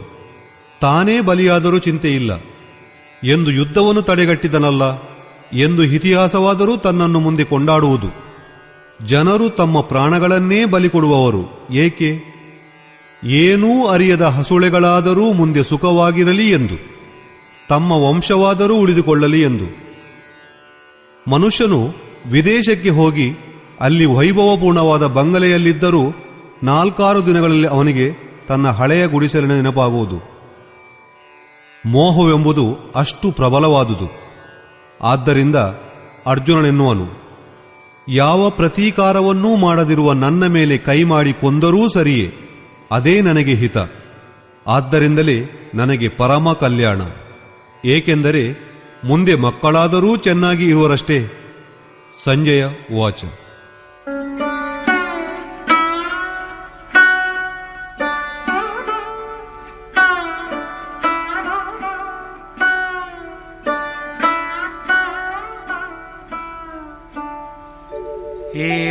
एवमुक्त्वार्जुनः संख्ये रथोपस्थ उपाविशत् विसृज्य सशरं चापं शोकसंविघ्नमानसः. ಸಂಜಯನು ಹೇಳುವನು, ಹೀಗೆಂದು ಅರ್ಜುನನು ಶೋಕಾದ್ವಿಗ್ನ ಮನವುಳ್ಳವನಾಗಿ ತನ್ನ ಧನುರ್ಬಾಣಗಳನ್ನು ಕಳಚಿಟ್ಟು ರಥದ ಹಿಂಭಾಗಕ್ಕೆ ಹೋಗಿ ಕುಳಿತುಬಿಟ್ಟನು. ಅಂದರೆ ಕ್ಷೇತ್ರಜ್ಞರ ಸಂಘರ್ಷದಲ್ಲಿ ಭಾಗವಹಿಸಲು ಹಿಂದೆಗೆದು ಕುಳಿತನು. ನಿಷ್ಕರ್ಷೆ: ಗೀತೆ ಎಂಬುದು ಕ್ಷೇತ್ರಜ್ಞರ ಯುದ್ಧದ ನಿರೂಪಣೆ. ಇದು ಈಶ್ವರೀಯ ವಿಭೂತಿಗಳಿಂದೊಡಗೂಡಿದ ಭಗವತ್ ಸ್ವರೂಪವನ್ನು ತೋರಿಕೊಡುವಂತಹ ಗಾನ. ಈ ಗಾನವು ಯಾವ ಕ್ಷೇತ್ರದಲ್ಲಿ ನಡೆಯುವುದೋ ಆ ಯುದ್ಧ ಕ್ಷೇತ್ರ ಈ ಶರೀರ. ಇದರಲ್ಲಿ 2 ಪ್ರವೃತ್ತಿಗಳಿವೆ, ಧರ್ಮಕ್ಷೇತ್ರ ಮತ್ತು ಕುರುಕ್ಷೇತ್ರ. ಈ ಸೈನ್ಯಗಳ ಸ್ವರೂಪ ಮತ್ತು ಬಲದ ಆಧಾರವನ್ನು ತಿಳಿಸಲಾಯಿತು. ಶಂಖ ಧ್ವನಿಯಿಂದ ಅವುಗಳ ಪರಾಕ್ರಮದ ಪರಿಚಯವೂ ಆಯಿತು. ನಂತರ ಯಾವ ಸೇನೆಯೊಂದಿಗೆ ಕಾದಾಡಬೇಕೋ ಆ ಸೈನ್ಯವನ್ನು ಅಡಿಯಿಂದ ಮುಡಿಯವರೆಗೆ ನಿರೀಕ್ಷಿಸಿದ್ದೂ ಆಯಿತು. ಅದರ ಎಣಿಕೆ ಸುಮಾರು 18 ಅಕ್ಷೋಹಿಣಿ ಎಂದು ಹೇಳಲಾಗಿದೆ. ಆದರೆ ವಸ್ತುತಃ ಅದು ಅನಂತ ಪ್ರಕೃತಿಯ 2 ದೃಷ್ಟಿಕೋನಗಳು. ಒಂದು ಇಷ್ಟೋನ್ಮುಖಿ ಪ್ರವೃತ್ತಿ ದೈವಿ ಸಂಪತ್ತು, ಎರಡನೆಯದು ಅಸುರಿ ಸಂಪತ್ತು. ಇವೆರಡೂ ಪ್ರಕೃತಿಗಳೇ. ಒಂದು ಇಷ್ಟದ ಕಡೆಗೆ ಪ್ರೇರೇಪಿಸುತ್ತಾ ಪರಮಧರ್ಮ ಪರಮಾತ್ಮನ ಕಡೆಗೆ ಕೊಂಡೊಯ್ಯುತ್ತದೆ. ಮತ್ತೊಂದು ಪ್ರಕೃತಿಯಲ್ಲಿ ವಿಶ್ವಾಸವನ್ನು ಗಳಿಸಿಕೊಡುವುದು. ಮೊದಲು ದೈವೀ ಸಂಪತ್ತನ್ನು ಗಳಿಸಿಕೊಂಡು ಅಸುರಿ ಸಂಪತ್ತನ್ನು ನೀಗಿಸುತ್ತದೆ. ನಂತರ ಶಾಶ್ವತ ಸನಾತನ ಬ್ರಹ್ಮ ವಸ್ತುವಿನ ದಿಗ್ದರ್ಶನ ಮಾಡಿಸಿ ಅದರಲ್ಲೇ ನೆಲೆಸುವಂತೆ ಮಾಡಿ ದೈವೀ ಸಂಪತ್ತಿನ ಅವಶ್ಯಕತೆಯನ್ನು ಉಳಿಸಿಕೊಡುತ್ತದೆ. ಯುದ್ಧದ ಪರಿಣಾಮವೂ ಹೊರಬೀಳುವುದು. ಯುದ್ಧದಲ್ಲಿ ಅರ್ಜುನನಿಗೆ ತಾನು ಕೊಲ್ಲಬೇಕಾಗಿರುವ ಸೈನ್ಯದಲ್ಲಿ ಬರಿಯ ತನ್ನ ಪರಿವಾರವೇ ಕಾಣಬರುವುದು. ನಮ್ಮ ಸಂಬಂಧವು ಎಲ್ಲಿಯ ತನಕ ಇರುವುದೋ ಅದೇ ಜಗತ್ತು, ಅಷ್ಟೇ ಜಗತ್ತು. ಅನುರಾಗದ ಮೊದಲ ಹಂತದಲ್ಲಿ ಪಾರಿವಾರಿಕ ಸಂಬಂಧವು ಅಡ್ಡಬರುವುದು. ತಾನು ಕಟ್ಟಿಕೊಂಡ ಮಧುರವಾದ ಸಂಬಂಧವು ನಾಮಾವಶೇಷವಾಗಿ ನಿಶ್ಶೇಷವಾಗುವಷ್ಟು ನುಚ್ಚು ನೂರಾಗಿ ಹೋಗುವುದು ಎಂದು ನೆನೆದೊಡನೆ ಸಾಧಕನು ಬೆಚ್ಚಿ ಬೆದರುವನು. ಸ್ವಜನ ಪ್ರೇಮವನ್ನು ಕಡಿದು ಹಾಕಲು ಅವನಿಗೆ ಕೈ ಹಿಂದೆ ಸರಿಯುವುದು. ಅದು ತನಗೆ ಅಮಂಗಳಕರವೆಂದೆನಿಸುವುದು. ಪ್ರಚಲಿತವಾಗಿರುವ ರೂಢಿಯಲ್ಲಿ ತನ್ನನ್ನು ಉಳಿಸಿಕೊಳ್ಳಲು ಯತ್ನಿಸುವನು ಅರ್ಜುನನಂತೆ.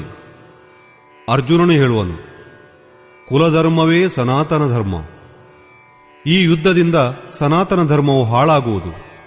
ಕುಲಸ್ತ್ರೀಯರು ಕೆಟ್ಟು ಹೋಗುವರು. ವರ್ಣ ಸಂಕರ ಉಂಟಾಗುವುದು. ಅದು ಕುಲವನ್ನೂ ಕುಲಘಾತಕರನ್ನೂ ಅನಂತ ಕಾಲದವರೆಗೆ ನರಕದ ಕೂಪದಲ್ಲಿ ತಳ್ಳುವುದು. ಅರ್ಜುನನು ತಾನಂದುಕೊಂಡಿರುವ ಪ್ರಕಾರ ತಾನು ಸನಾತನ ಧರ್ಮವನ್ನು ರಕ್ಷಿಸಲು ಕಳವಳಗೊಳ್ಳುತ್ತಿರುವೆನೆಂದು ಭಾವಿಸಿರುವನು. ಕೃಷ್ಣನೊಂದಿಗೆ ಅವನು, ನಾವು ತಿಳಿದು ಈ ಮಹಾಪಾಪವನ್ನು ಮಾಡಬಹುದೇ ಎನ್ನುವನು. ಅಂದರೆ ಶ್ರೀಕೃಷ್ಣನೂ ಈ ಪಾಪವನ್ನು ಮಾಡ ಹೊರಟಿರುವನು ಎಂಬಂತೆ. ಕಟ್ಟ ಕಡೆಗೆ ಆ ಪಾಪದಿಂದ ತಪ್ಪಿಸಿಕೊಳ್ಳಲು ತಾನು ಯುದ್ಧ ಮಾಡುವುದಿಲ್ಲ ಎನ್ನುತ್ತಾ ಹಾರ್ತಭಾವದಿಂದ ರಥದ ಹಿಂಭಾಗಕ್ಕೆ ಹೋಗಿ ಕುಳಿತುಕೊಳ್ಳುವನು. ಅಂದರೆ ಕ್ಷೇತ್ರಜ್ಞರ ಸಂಘರ್ಷದಿಂದ ಹಿಂದೆ ಸರಿಯುವನು. ಟೀಕಾಕಾರರು ಈ ಅಧ್ಯಯನವನ್ನು ಅರ್ಜುನ ವಿಷಾದ ಯೋಗ ಎಂದು ಕರೆದಿರುವರು. ಅರ್ಜುನನು ಅನುರಾಗದ ಪ್ರತೀಕ. ಸನಾತನ ಧರ್ಮಕ್ಕಾಗಿ ಕಳವಳ ಪಡುವ ಅನುರಾಗಿಯ ವಿಷಾದ ಯೋಗಕ್ಕೆ ನಿಮಿತ್ತನಾಗುವನು. ಇದೇ ವಿಷಾದವೇ ಮನುವಿಗೂ ಆಗಿತ್ತು. ಹೃದಯ ಬಹುತ್ ದುಃಖ ಲಾಗ್ ಜನಮು ಗಯವು ಹರಿ ಭಗತಿ ಬಿನು. ಸಂಶಯಕ್ಕೆ ಸಿಲುಕಿದಾಗಲೇ ಮನುಷ್ಯನು ವಿಷಾದಕ್ಕೊಳಗಾಗುವನು. ವರ್ಣಸಂಕರವಾಗಿ ನಾವೆಲ್ಲರೂ ನರಕಭಾಜನರಾಗಬೇಕು ಎಂದು ಆತನಿಗೆ ಸಂದೇಹ. ಆದ್ದರಿಂದ ಸಂಶಯ ವಿಷಾದ ಯೋಗ ಎಂಬ ಸಾಮಾನ್ಯ ನಾಮಕರಣ ಇದಕ್ಕೆ ಉಪಯುಕ್ತವಾಗಿದೆ. ಆದ್ದರಿಂದ ಓಂ ತತ್ಸದಿತಿ ಶ್ರೀಮದ್ಭಗವದ್ಗೀತಾ ಸೂಪನಿಷತ್ಸ್ ಬ್ರಹ್ಮ ವಿದ್ಯಾಯಾಂ ಯೋಗಶಾಸ್ತ್ರೇ ಶ್ರೀಕೃಷ್ಣಾರ್ಜುನ ಸಂವಾದೆ ಸಂಶಯ ವಿಷಾದ ಯೋಗೋ ನಾಮ ಪ್ರಥಮೋಧ್ಯಾಯ. ಈ ರೀತಿ ಶ್ರೀಮದ್ಭಗವದ್ಗೀತಾ ರೂಪಿ ಉಪನಿಷತ್ ಹಾಗೂ ಬ್ರಹ್ಮವಿದ್ಯೆಯೂ ಯೋಗಶಾಸ್ತ್ರ ವಿಷಯಕವಾದ ಶ್ರೀ ಕೃಷ್ಣಾರ್ಜುನ ಸಂವಾದದಲ್ಲಿ ಸಂಶಯ ವಿಷಾದ ಯೋಗವೆಂಬ ಮೊದಲ ಅಧ್ಯಾಯವು ಮುಗಿದುದು. ಇತಿ ಶ್ರೀಮತ್ ಪರಮಹಂಸ ಪರಮಾನಂದಸ್ಯ ಶಿಷ್ಯ ಸ್ವಾಮಿ ಅಡಗಡಾನಂದ ಕೃತೆ ಶ್ರೀಮದ್ಭಗವದ್ಗೀತಾಯ ಯಥಾರ್ಥ ಗೀತಾ ಭಾಷ್ಯೆ ಸಂಶಯ ವಿಷಾದ ಯೋಗೋ ನಾಮ ಪ್ರಥಮೋಧ್ಯಾಯ. ಈ ರೀತಿ ಶ್ರೀಮತ್ ಪರಮಹಂಸ ಪರಮಾನಂದರ ಶಿಷ್ಯ ಸ್ವಾಮಿ ಅಡಗಡಾನಂದರಿಂದ ರಚಿಸಲ್ಪಟ್ಟ ಶ್ರೀಮದ್ಭಗವದ್ಗೀತೆಯ ಯಥಾರ್ಥ ಗೀತಾಸಾರ ಸಂಶಯ ವಿಷಾದ ಯೋಗ ಎಂಬ ಮೊದಲ ಅಧ್ಯಾಯವು ಸಮಾಪ್ತಿ.